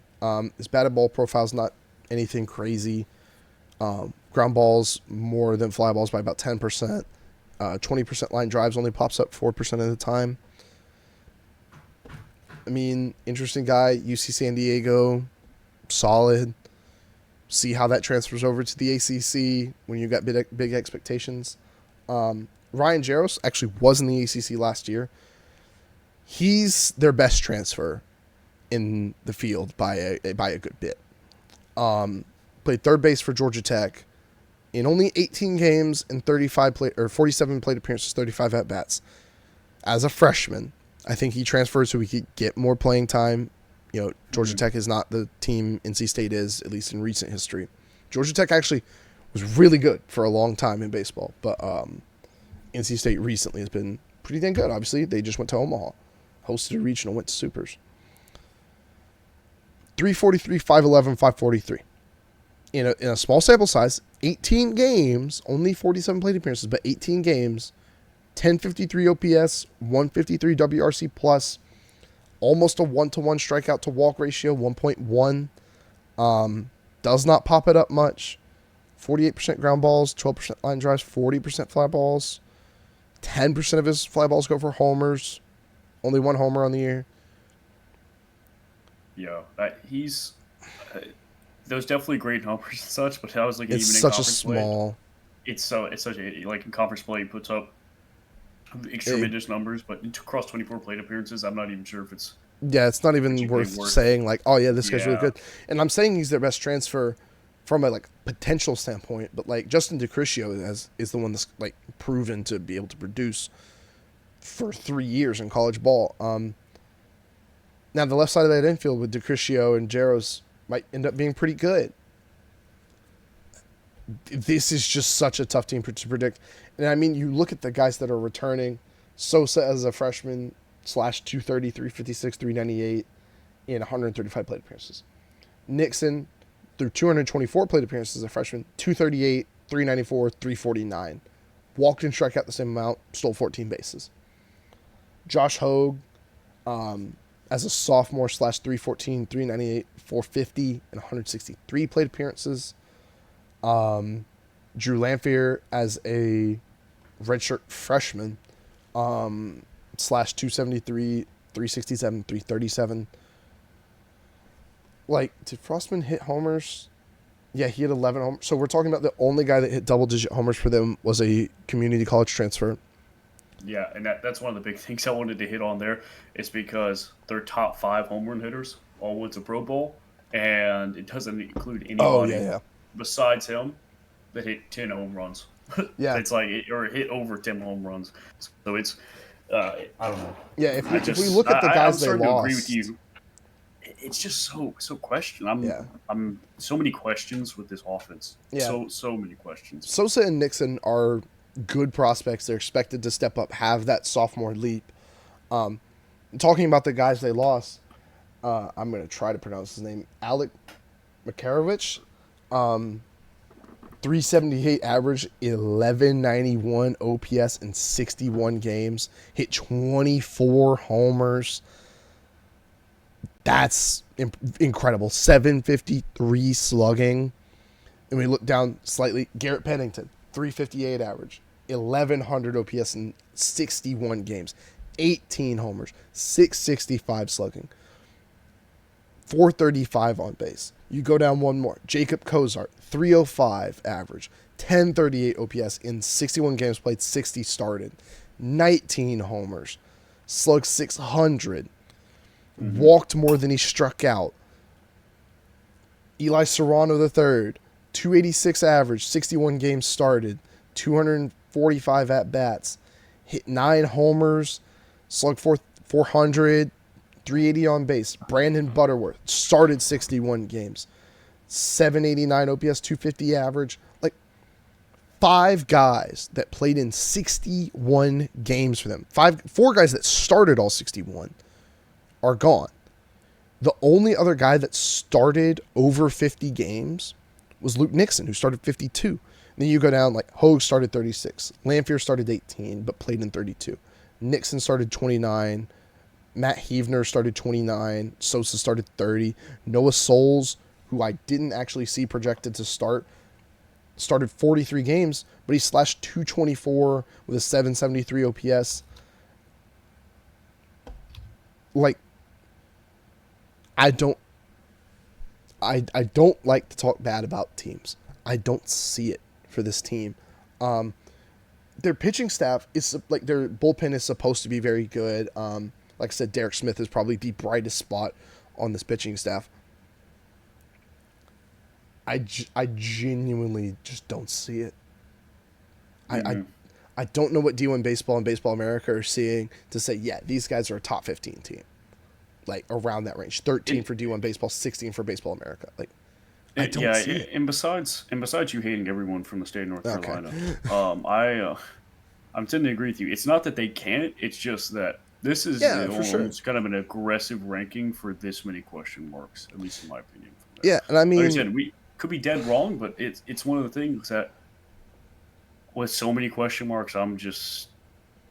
Honestly, this analysis left me more questions than answers. Absolutely. It really this is a show me team. This is absolutely a show me team. And I mean, you get back to our own team, Mississippi State. There's a ton of question marks there too. We're not ranked in the top 15. I know we're ranked 18th. That's pretty good for as many question marks as we have. I feel like we even have a bit more proven guys than they do. Oh, especially on the offensive side of the ball, I would agree. I agree with that 100%. I think the main question for us is going to be the rotation pitching, things like that. But I mean, even compared to NC State, like a lot of these, like the projected Saturday, Saturday guys, they just don't have the body of work that. No, I don't know. I'm just not seeing it either. I just don't see it. And like I said, Fritton and Marone apparently looked very good this fall. They look like they've taken a big step forward. I mean, Marone was already pretty good in 10 starts. I mean, 3.97 ERA is not half bad. And Andrews has the talent. He's just got to show us. I mean, when I was talking about, oh my God, Clemson, Fritton was there as like a top 70 pitcher, I think. That's your ace. Or ace. Mm-hmm. Like, I don't know. I just don't see it with this team. That's why I said this was going to be pretty quick. It's like, I'll sit here and, fire off some numbers, but there's not like a guy where I'm like, yeah, this is the guy that's really going to show up for them. I genuinely can't look at this lineup and pitching staff besides their closer and go, yeah, this guy has really produced and looks really good. Last Mm-hmm. year, they had three absolutely elite hitters: Makarowicz, Pennington, and Kozart. Like, I don't know where those guys went in the draft necessarily, but those guys were really, really good. And to lose those three guys, and it just doesn't appear like they really replaced them very well. Like Makarowicz was an All American. He was second team All ACC. Like Pennington, same thing. Like third team All ACC. Kozart as a catcher. Buster Posey Award finalist. Perfect game, second team All American. Baseball America, third team All American. D1 Baseball, third team All American. First team All ACC. He was drafted 48th overall. To lose that kind of production, and it's just Yeah. not really been replaced in a meaningful way. I don't know. I don't know. And again, like you said, maybe we'll look back at the end of the season and go, "Wow, we were really wrong about this team." And we're not really making predictions out here. Like I've said about a couple teams, oh yeah, this team I have a chance to move up in the rankings a little bit. This I feel like they ranked NC State like at their ceiling. Like Yeah. No, I I don't would tend see to this agree with team that. getting better than 13th. Like, again, maybe we'll come back to it at the end of the season. They're hosting a regional. I look like a dumbass. Who knows? I don't really care. I feel like they've ranked NC State at their ceiling, given them props like, hey, you hosted a regional last year. You've shown us a little bit. This team has not shown us. This is not the same team as last year. Mm-hmm. You're talking 24, 61 homers are gone. That's a huge question. The 61. home How many run. homers did Yeah. Mizzou hit as a team last year? Like They hit 50? 57. Three guys on NC State hit more homers than an entire team in the SEC. And probably the worst team in the SEC. But you can't just not, like, you can't just ignore that loss of production and be like, oh, well, I mean, they showed us. No, they didn't. Well, they did, but these guys haven't. And Oh yeah. I don't know. Now, would I love to see NC State go on a run and do really well and prove me wrong? Yeah, please do. But I I don't see it. Like I said, I think this is their ceiling of a ranking. If they can keep up with this, maybe we're talking about a team that can go to a regional. I'm picking some other teams ranked below them though. If we were picking teams to make the regionals to make like as predictions, this team is not hosting in my book. But I love it when I'm wrong, especially about this. Yeah. That's all Well, about I'd say to them. Say about them, yeah. sorry. Yeah, no, that's fun. So I guess we're gonna go and move up here. The last team that I really want to sit here and cover is don't tell me. Oh boy, I thought I closed all my tabs with You my can pull them back Oregon. up. So You can pull them back up with the yeah, history. It works really well. yeah. Oh, thank you. Um, so we have here is the number 12 Oregon Ducks. This team is in a completely different scenario than what we just talked about. This team right here is returning a ton of production. Oh, They're wow. returning a ton of different guys. I mean, this is a program that's changing in the right direction. And one thing too, just to really kind of show you that, is they've had a 500% increase in attendance over the past 2 seasons. I think that really shows you that these guys Yeah. were trending in the right way. They made back-to-back super regionals. This core group of guys, I mean, they're making significant motion out there. Honestly, this is kind of unrelated to the teams and such like that. But honestly, I wouldn't be shocked if they started to get some facility upgrades out that way. I think their Oh, yeah. capacity is, according to D1 Baseball, is about 4,000 people. Oh. They said that their super regional tickets sold out in like 17 minutes or something like that. Oh, yeah. So Phil Knight's going to pay a lot of money to see that team win. yeah, 100%, 100%. So, anyways, going back into last season, so 2024 they went 40-20, and in the last year of the Pac-12, I believe they finished third with 19-11. on the record. Their coach is Mark Wasikowski. Wasikowski, yes. Yep. Um, and like I said last year, they've had back to back super regional trips. I mean, this is trending in the right direction. They ended up losing to Texas A&M in the super regional, so it seemed they just ran into an absolute juggernaut Yep. with that one there.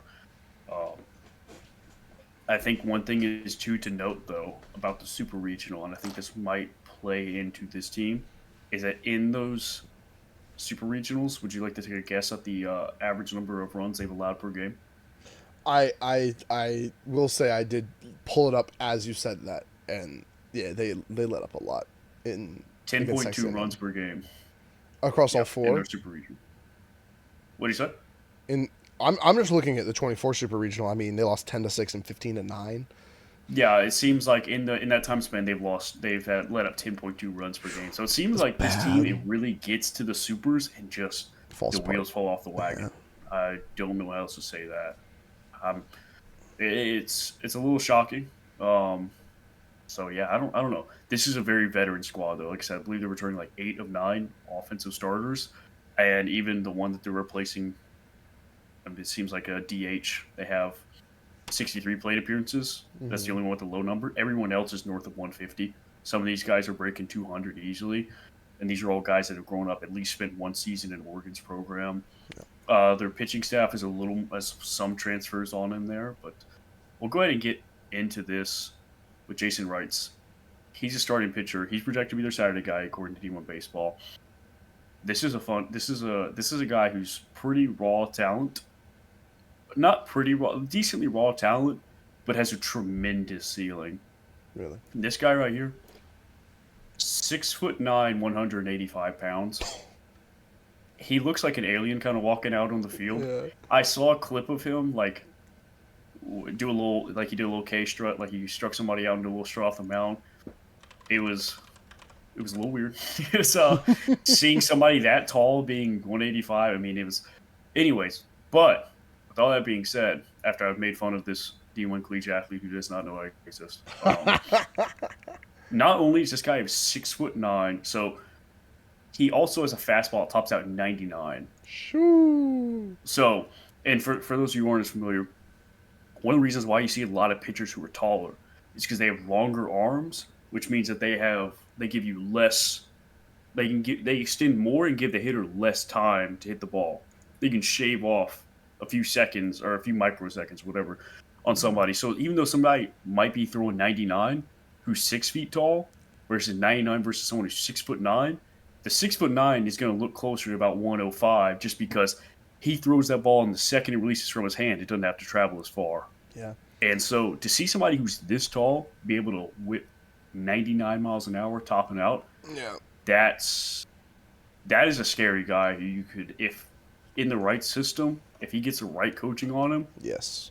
that's terrifying. Yeah. Plain and I simple. just looked And up I looked him up and watched a clip of him pitching. He looks like Slenderman on the mound. It's hilarious. yeah, I was going to avoid the Slenderman comparison there, but I'm sorry, but he it's does. more That's accurate. all I can think about. It's more His accurate. legs are so long, and he strides so far. It's crazy. That is terrifying for him to be out there on the mound. Like, I mean, Yeah, 6'9", the comparison's Randy Johnson. I mean, talking about Yeah, high-righty immediately. fastball. Yeah. Yeah, I mean he's the only guy you could compare him to. Yeah. Um, Yeah. so, and I think too, it shows some command issues. Obviously, so we see a lot of guys who throw a lot of high velo and such. They have command issues. He walked 28 guys in 48 innings of work. His numbers did improve a good amount between his freshman and sophomore seasons. Like I said, I won't get it. Last year, he put up a 6 ERA across 48 innings of work. He started 6 games. Um, he's a guy that maybe doesn't have the flashiest numbers, but as far as actual skill ceiling on this team, just given the physical attributes, just looking at his physical profile, this guy could take a tremendous leap and be a big contributor for this squad if he can really get out there and have some coaching get into his ear and tell him, throw strikes, avoid throwing the ball, Yeah, or have a little bit throw of command strikes, in guys. there. Yeah, same thing as don't give up home runs. Yeah. Simply This is a do it. pitching podcast. Get pitching ninja on here. Just throw strikes. Bro. Pitching ninja, yeah. So another guy I want to talk about. is kind of somebody in an opposite camp as him. It's Grayson Grinsell. He's projected to be their Friday guy. His fastball around like high 80s, low 90s, 86 to 91 is his fastball with the filthy, I guess, kind of like breaking ball, few arsenal pitches from there. He has tremendous command over this ball, though. From everything I've read, Mm. apparently he can place it. He's not going to blow your socks away with or blow it right past you. Kind of unlike the Jason Wrights, but he's just going to place the ball right where it is. Kind of think if you're familiar with State, kind of like a Pico Con kind of guy. He's just Mm-hmm. going to place the ball wherever it needs to be and Yankee right when you get comfortable, Yankee away with some sort of breaking ball.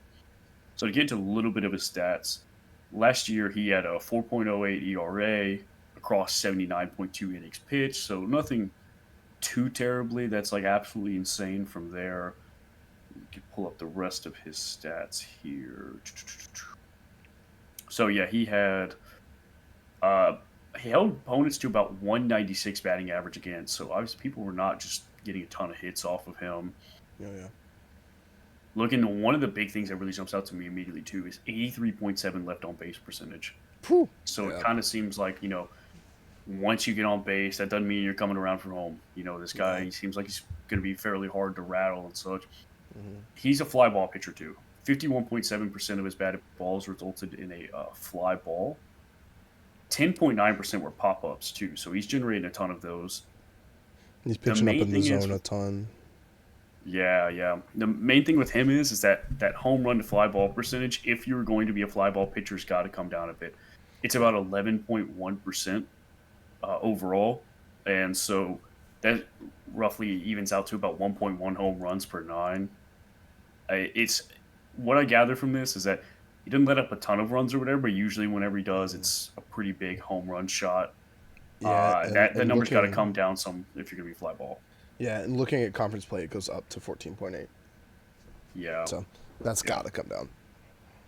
For sure. And that's exactly what I had to take a pause to go out there. I think all the rest of his numbers look pretty doggone good. It just needs to.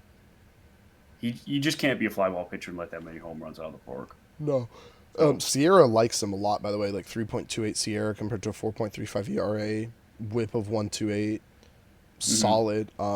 He does walk guys a little much, 12.4%, but he strikes them out almost 29% of the time. So, Yeah, you know, we'll see how yeah. that goes. But I mean, not, And from yeah. from what I've seen, he seems to be in a pretty good trajectory for this season. I think they're pretty excited about him over that Mhm. way. So I think Expects to be he's the a Friday solid. guy. He should be a solid Friday guy as long as he takes some significant or not some significant, takes some smaller steps. If he could get that ERA down to maybe like a 3 point something, 3.5, Yeah. whatever, I think is very achievable for somebody like this who, Oh especially yeah. has such good command over his ball. I think that if you just somebody gets in there a lot of times, like I said, unlike Jason Wrights, who may be a little bit more raw and such, Grayson Grinsell, he Gunsel. really kind of seems like he's going to be somebody who can make necessary adjustments relatively easily. Yeah. I guess, you won't have to rebuild the foundation from what it seems like. Yeah. He's already got the solid foundation. You just want him to come in and say, hey, maybe add a pitch. I don't know what his arsenal looks like, but maybe Yeah, I add couldn't find something to too many work things. on and just. I mean, 408 as a sophomore and 14 games started and 79 2/3 ain't bad. It's not Friday starter ace stuff, but like you said, the Hmm. control is solid. If he can make that work for him, Oregon's looking pretty good, especially if Wrights can work out. Yeah, I think that's the main thing is that if they can get these two guys going, because I don't have any, I have very limited questions about their offensive lineup because such a veteran group, they're returning a ton of different guys, not a lot of transfers in. This was a pretty potent offense from there. They have a good amount of, I guess, ball players, to put it lightly, from there. Mm-hmm. It's really just going to be coming down to this pitching question, and then so I'll get a little bit into the into their lineup. I finally have a tremendous baseball name. I know that the folks Oh at home have been yes, absolutely clamoring for this, yes, but finally, Maddox Maloney, that's a good one. that was a good one. I I'm like it. happy with that one. I'll take that That one. is a good So, one. anyways, that was the first bullet point. Great baseball name! Exclamation mark! And then I looked at the rest. I looked at the rest of his numbers after that. Nice. So, They're anyway, pretty so good. Yeah. So just trying to give you a slash line here. He had 322 batting average, 409 on base, 573 slugging. That's pretty good. Pretty solid numbers. The main thing that I was questioning though is the 165 plate appearances. He does not seem to have nearly as many reps as the rest of this lineup, or at least some of the other guys in this lineup. So that's a little bit of a question mark for me. And he was a freshman last year. I forgot to mention that. So honestly, those numbers are a lot more impressive Yeah, once you realize that that was a freshman going out against it. true freshman. And just overall in conference, or I guess in regular play, he had a 131 WRC plus. His numbers in conference play jumped up. They jumped Oh, yeah. up for just the WRC plus alone, jumped up to a 151. So it seemed like he really settled in towards the tail end of the season, was able to really get in there and just cause a lot of havoc, which is a great offensive output for somebody at the shortstop position, especially for somebody who was a true freshman. So Yep. I think that if he continues on this trajectory, he could be somebody who really helps puts them over the top, and that's what I'm looking at here. So in conference, he batted 338. He raised his on base percentage by 4%, and he slugged. He added almost 100 points to his slugging. So he just Very needs to keep nice. it up. He's drawing a good amount of walks compared to his strikeouts. I mean, there's a lot to like from this kid, for sure. Oh yeah. And if I'm not Another mistaken, very good shortstop. I mean, we talked about it a little bit. There's so many elite shortstops nowadays. It's nuts.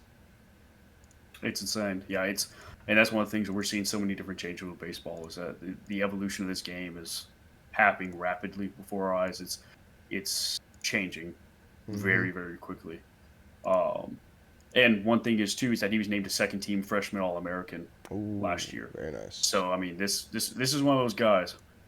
Another thing is too is that he is fairly balanced. He's not really somebody who's like just smokes a ton of ground balls, smokes a ton of line drives, anything like that. From what I recall, I believe, and I can pull up his. Yeah, I mean it's relatively balanced. You'd like to see his line drive percentage come up, but overall, a fairly balanced hitter. Mm-hmm. Um, I think the most notable number from his batting role profile is that in conference, his home run to fly ball ratio is about 30%. So Jeez, that's yeah, he's crazy. if he's hitting a fly ball, there's a good chance it's going well outside the yard. So I mean, Ooh, he's just a guy. If Oregon wants to make it over that hump of making it past the supers, he's gonna have to keep putting up these numbers. Hopefully, keep progressing from there. Oh, they actually. I just missed this earlier. They actually beat our friends UC Santa Barbara in the Santa Barbara regional last year. Really, Yeah, I man. don't know how I missed that. Oh, and UC Yeah, San I mean, Diego, who I was just talking about the transfer. Gracious. they just went up and down Yeah, the they state went of out. They went out California. west, and Fresno State. Yeah, dude, they just That's they the just entirety destroyed of California. California right there. There's no other schools in Went down south. California, right? Besides those three. No, that's it. Um, okay. So I guess really one of the last guys I want to hit on here is Mason Neville. Not as good of a baseball name, but pretty solid player for them. He's a junior, and one of the big things is for him is that his numbers are pretty pedestrian from just looking at him on the surface. So we got a 268 batting average, 369 on base, and 664 slug. Again, he kind of falls into the camp of not terribly many plate appearances. But if you sit here and you look at this guy during conference play, his numbers improve a good chunk from there. So he had his numbers in conference play went from 286 batting average. Again, not the best OBP in the world, 363, but a 786 slug. Tearing the cover off the ball, had 10 home runs Jeez. just in conference play. And he just went out there and I believe, let Oh, me double check that's his. interesting. He actually Yeah, his transferred in WRC from plus is Arkansas. 151. He transferred in from Oh, which Arkansas before last year.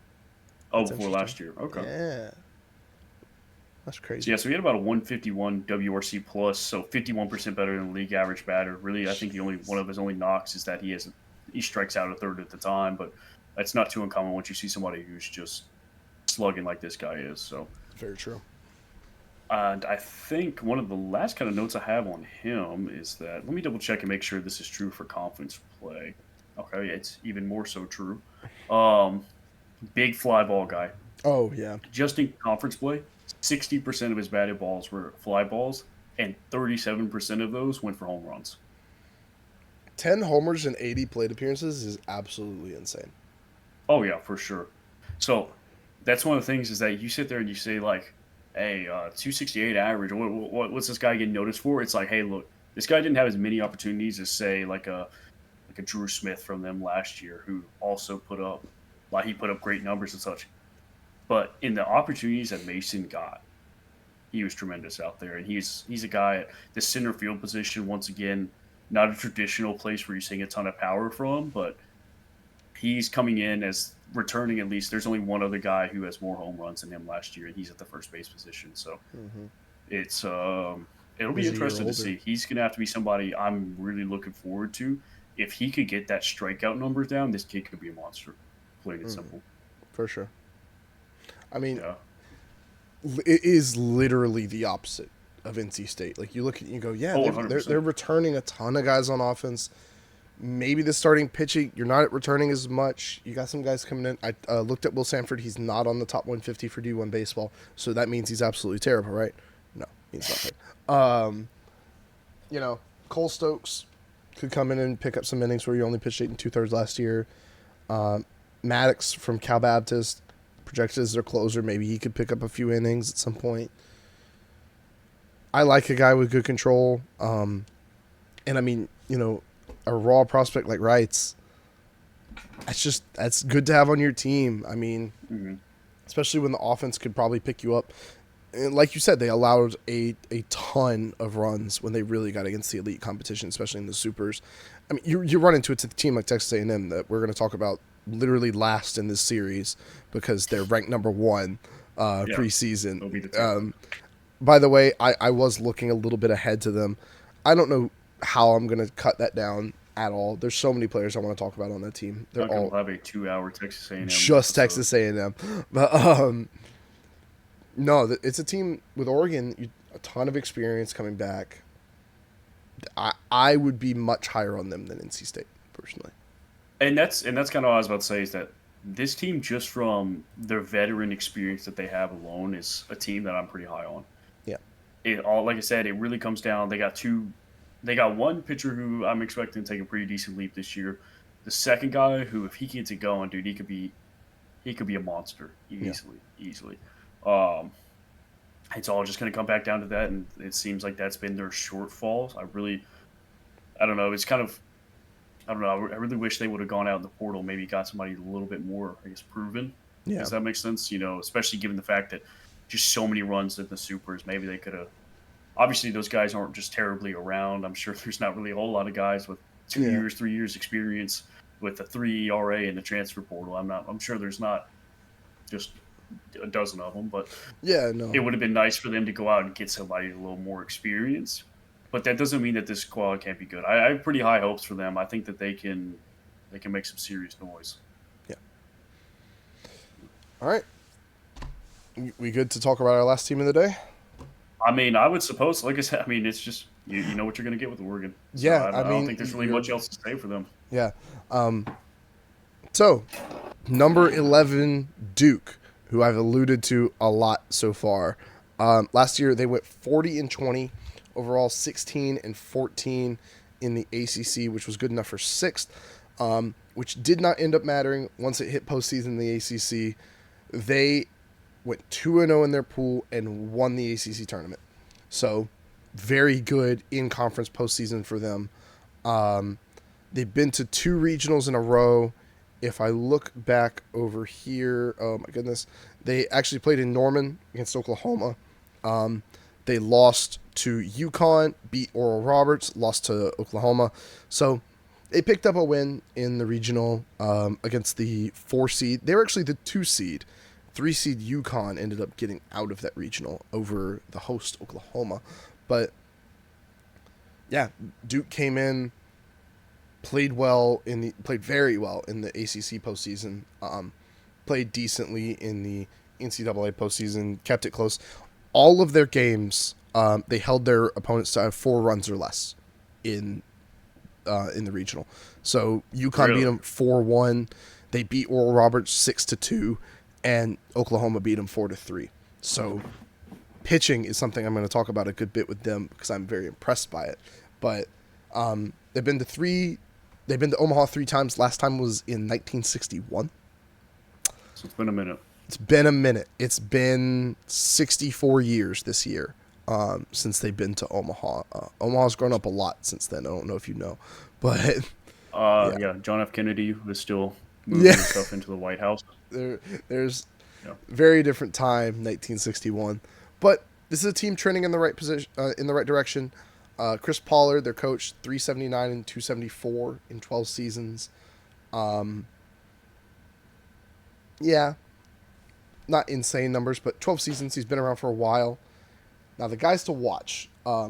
I alluded to Texas A&M. I couldn't really. It was hard for me to narrow it down. It was also hard for me to narrow it down for Duke. They have a lot of guys, just interesting players. I'm going to start with their right fielder AJ Gracia, who as a freshman, lefty freshman bat, /305, 440, 559 for exactly a 1,000 OPS. There you go. Actually, I am assuming there's a rounding thing, something. Yeah, I was about to say there's definitely some rounding going on there, but that's okay. 1,000 OPS or 999, very good.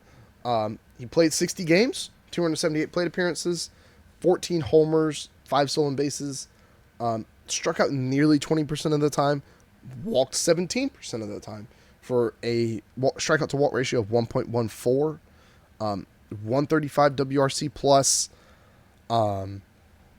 If we glance over his conference numbers, they stay They're good. Identical. Yeah, They're literally almost virtually identical. Like, And he it's loses 3 points on his WRC plus for 132. He only stole 1 base. He still hit 7 homers. K's, the strikeouts went up a little bit. Strike walks went down a little bit.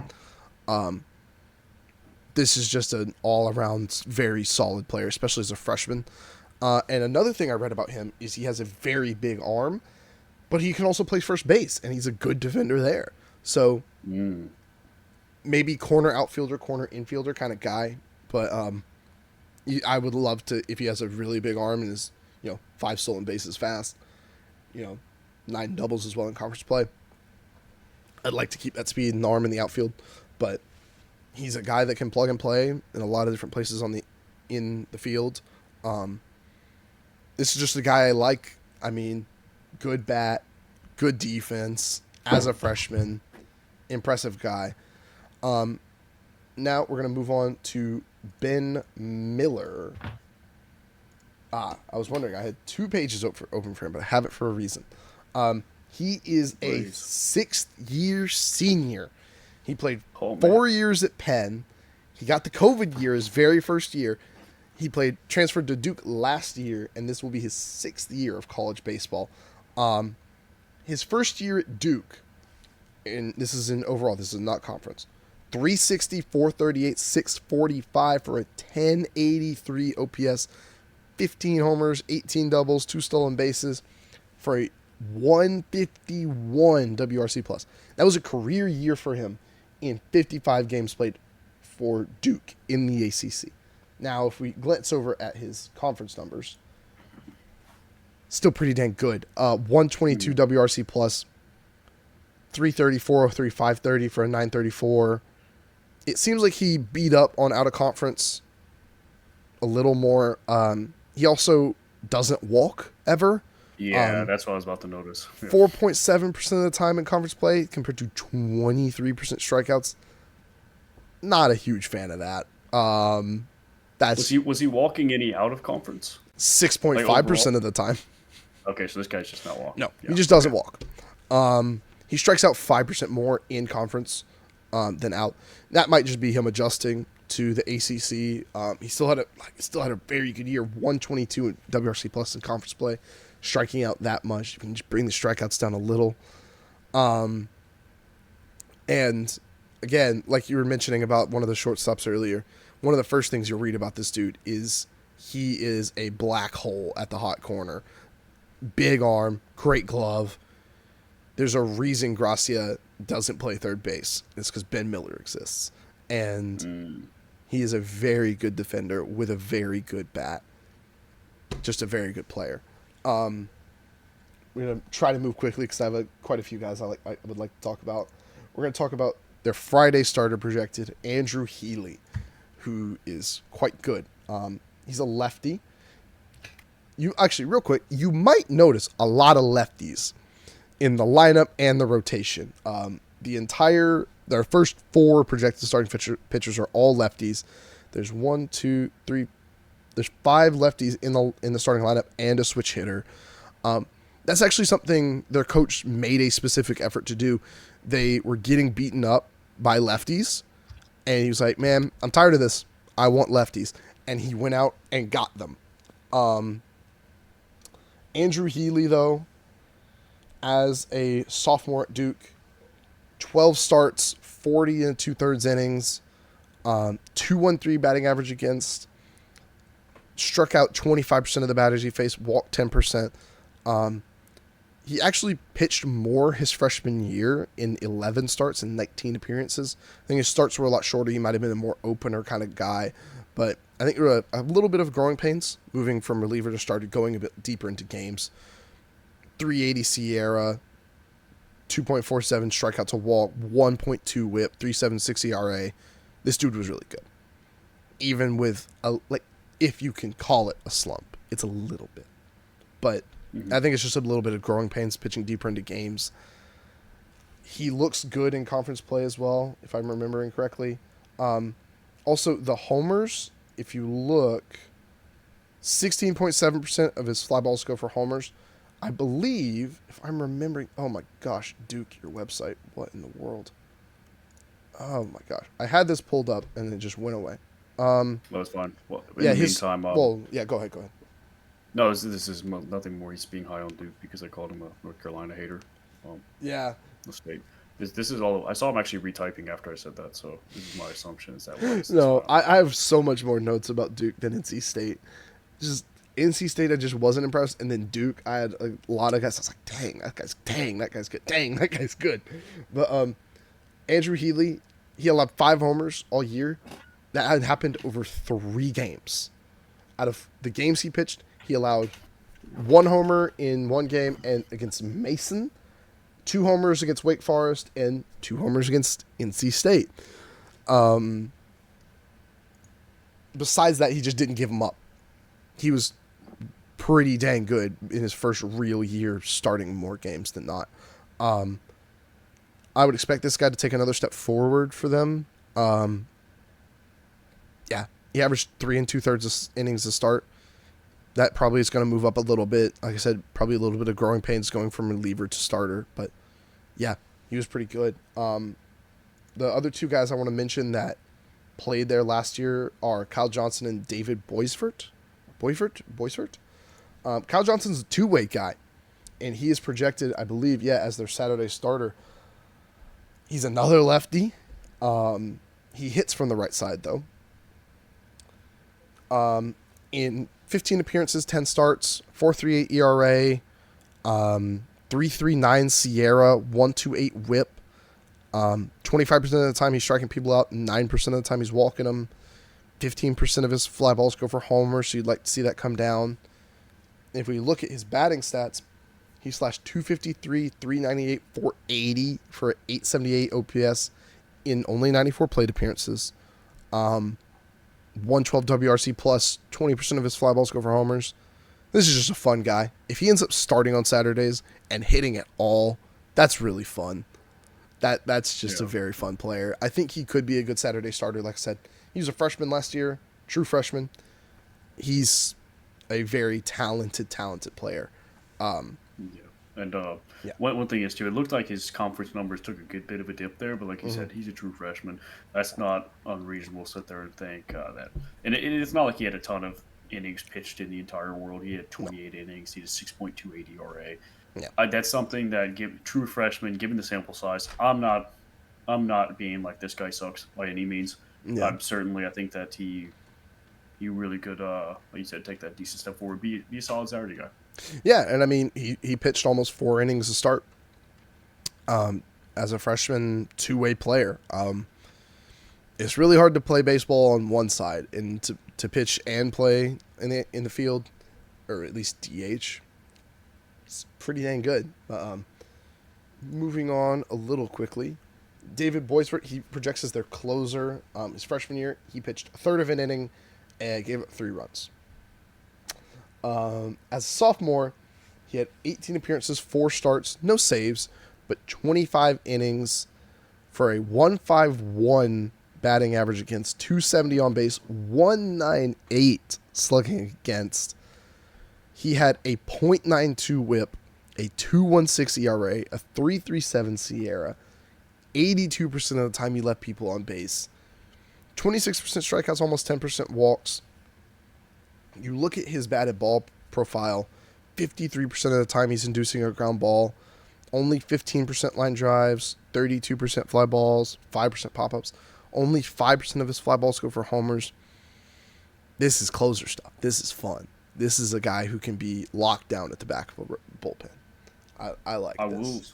I will say this too. This is conference numbers bad. I didn't see it. His conference numbers aren't amazing. The one thing I will say this though, Sierra is not a fan of this guy. Yeah, especially in conference 5.58. That's not good. Yeah, 5.58. Oh, because he walked a ton of people and didn't strike them out. That's what's happening there. Yeah, so that's the thing. And I'm trying to, for some reason, okay, here's his name. Yeah, well, he only had 10 innings pitched in conference play. That's not too great. I was just about to say because he had 50% home run to fly. Or wait, no.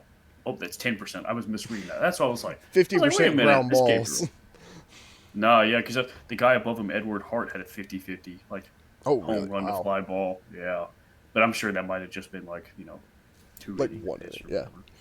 So yeah, it just seems like Sierra's not a big fan of him, but given how itty bitty that sample size is, I'm not putting too much stock in that. Yeah, and I mean, this is a guy from what I was reading. He's got a live arm on the mound. Like I said, he started a few games. They're going to move him back into the bullpen. I do wonder how much of that comes from, how much of the numbers come from his 2 starts. How bad was he there when he pitched it a little longer? We'll see, but he's an interesting guy to me. He's not one of really my guys to watch. My top 3 are really Gracia, Miller, and Healy. Those are the 3 guys that I really, really like. Johnson and Boisvert are just 2 interesting players that I didn't want to leave off. Getting into transfers, I'm just going to talk about a couple that I'm actually going to focus on. Jake Hyde from Georgetown. 5th-year guy. Redshirt senior. Played pretty much every year. He is a good bat for Georgetown. Slash 297, 405, 560 as a senior. If we look back to his sophomore year for Georgetown, he slashed 354, 442, 679 for an 1121 OPS and a 157 WRC plus. Now, he hasn't really been able to recreate that in 2 years since, which may be something that figured out about him after his first full year starting. His WRC plus has declined each year, but he's still 124 WRC plus overall. If we look over at conference play, I don't think it dropped too much. Oh, just kidding. He had a terrible year in conference play. How did I miss that? 85 WRC plus in conference play. This guy. Jeez, how did I miss? I'm going to blame that on the fact that I tried to look at like 8 guys for 2. But I know, my bad. Bad research. But this guy, amateur hour. For real. But yeah, his conference numbers were actually really bad. But I wonder how that does make me wonder who they played out of conference that he was beating the crap out of. Because he also only had 80 or 98 plate appearances in conference play. Interesting. I don't know. Well, I mean, also if you look at at least he seems like, I don't know what happened. Do you see 2023 his walk percentage in conference play? Oh my gosh! Yeah, what in the world? Yeah, it seems like he's right around a 12 to 13%, and all of a sudden drops to 4% for no reason. Yeah, and goes right back up to 12. Yeah, I'm not sure what happened. I wonder, he's hitting a ton more fly balls and not hitting them for homers and popping them up a little more. I wonder if that's something to do with it. So this might just be a mechanical thing that he could fix. Hitting a few less fly balls, hitting them more on plane. That's interesting. But this is a guy that has a ton of experience coming in there playing first base. So we'll see if he can make the adjustment and fix that. And the other transfer that I wanted to focus on a little more is another fifth year senior, Ben Rounds from Harvard. Now, I'm going to go ahead and pull up a couple things here. Um, okay, yeah, that's what I thought. For Harvard last year, in only 180 plate appearances, so not the biggest sample, but not the smallest sample, 403, 506, 685 for an 1190 OPS and a 174 WRC plus. He only hit 8 homers and slugged nearly 700. This guy. This was Jake Burke. This is Ben Rounds, the Ben other Rounds, Harvard Ben guy. Rounds. Okay, I should mention that for those of you who aren't looking. There's 2 Harvard transfers on this team: Ben Rounds and Jake Berger. I'm going to talk a little bit about Jake Berger, but Ben Rounds is, I think it was him that got his coach called Babe Ruth. Yeah, It's quite high praise. it is. I think it was a little facetious, but yeah, he walks more than he strikes out by almost 2% in overall play. Only 26% fly balls, but 24% of them go for homers. He does not pop the ball up ever, 1.6%. Yeah, that's insane. Yeah, And like 57% consistent ground 1%, balls 1.6, 1.6. I mean, this guy Yeah. he hasn't popped up a ball since since his freshman COVID. year. Yeah. Yeah, like Um, it's insane. And we look back at conference play, only 95 plate appearances, 372, 484, 705 for an 1189 OPS. 5 of his homers came in conference play. Yeah, the strikeouts go up above walks, actually, 16.8% to 14.7. Still right around a 1 strikeout to walk ratio. He did not pop the ball up at all in conference play. 0. 29% fly balls, 27.8 for homers. Yeah, this dude's really, really good. He's very experienced. This is the transfer that I'm very excited about for Duke. Because, again, just a little less ground balls. Ground balls aren't bad. Just a little less. Just the tiniest little bit less. And we could be talking about a double-digit homer guy pretty easily. He's got the pop. Oh, for sure. But the other 2 guys I wanted to just touch on real quick. Senior, another guy with plenty of experience, Jake Berger from Harvard, /288, 363, 356. Strikes out 12% of the time, walks 10% of the time. Only a WRC plus of 79 last year, so I didn't want to touch on him too much. But he was a above 100 WRC plus his first 2 years. Might be able to get something back with that. Only 171 plate appearances. I think he might have been hurt last year, but another very experienced pickup for Duke. And then Reed Easterly, another Ivy League pickup, Yale, 3 years experience. Last year started 11 games. He started 21 in his career, 75 innings pitched. Last year, to a 4.56 ERA with a 1.33 WHIP. If we look back to his sophomore year, like I said, in 10 starts and 73 and 2/3, 2.93 ERA, and a 1.21 WHIP. The interesting part is, as a junior, Sierra likes him a lot more. 3.5 Sierra compared to 4.36 when he technically had his better year. The problem is his slash line against his sophomore year was 222, 314, 307, whereas as a junior it was 271, 319, 355. So, or 397, sorry. So, slash line was a lot worse. Sierra liked him a lot more. Strikeouts were up 3%, walks were down 3%. I mean, if you can kind of figure out a way to combine those 2 years and make something happen. I mean, this guy's projected as what? Yeah, their 4th best starter. That's just a really good piece to have in your pen to pick up innings in a weekend series, if Healy, Johnson, or Talon don't have a good week. Yeah. For sure. Yeah, it almost seems, I don't know, be ashamed to keep this guy as a midweek guy. Yeah. Yeah. It would really kind of be a shame for that. But, yeah. Just given the other guys in this rotation, I mean, they might just have to either bullpen or win midweek. I guess you can choose. Yeah. But, I mean, last year, their offense hit 115 homers. This offense isn't returning all that. They lost Zach Morris, Logan Bravo, and Devin Obie, who hit 18, 17, and 16 homers respectively. They still have guys that hit homers on this team though, Oh, and for sure. It's just that's a lot to make up for sure. it's a lot to make up. But from what I was reading from fans, D1 baseball, their coach, they're not too worried because last year obviously they got to the tournament and they couldn't put up a ton of runs. Like they held their opponents under 4 runs or less every game and went 1-2. This offense might be a little better suited to the tournament, facing better pitching, just because you have more guys that you get on base more, you hit more for more average. You're not relying on as much on the long ball. You're relying on, hey, our offense is just good. We're going to be able to bat around a little more, and we can still pick up homers. I mean, they still have 3 dudes who hit double-digit homers last year. 2 of them returning to this team with ACC experience, and it's a very experienced team. I mean, 3 redshirt seniors, 2 seniors, a junior, and then 3 sophomores that played for Duke last year. Obviously, Sam Harris, the DH, didn't get really any experience, and Tyler Albright Jr., center fielder, didn't get a ton of experience.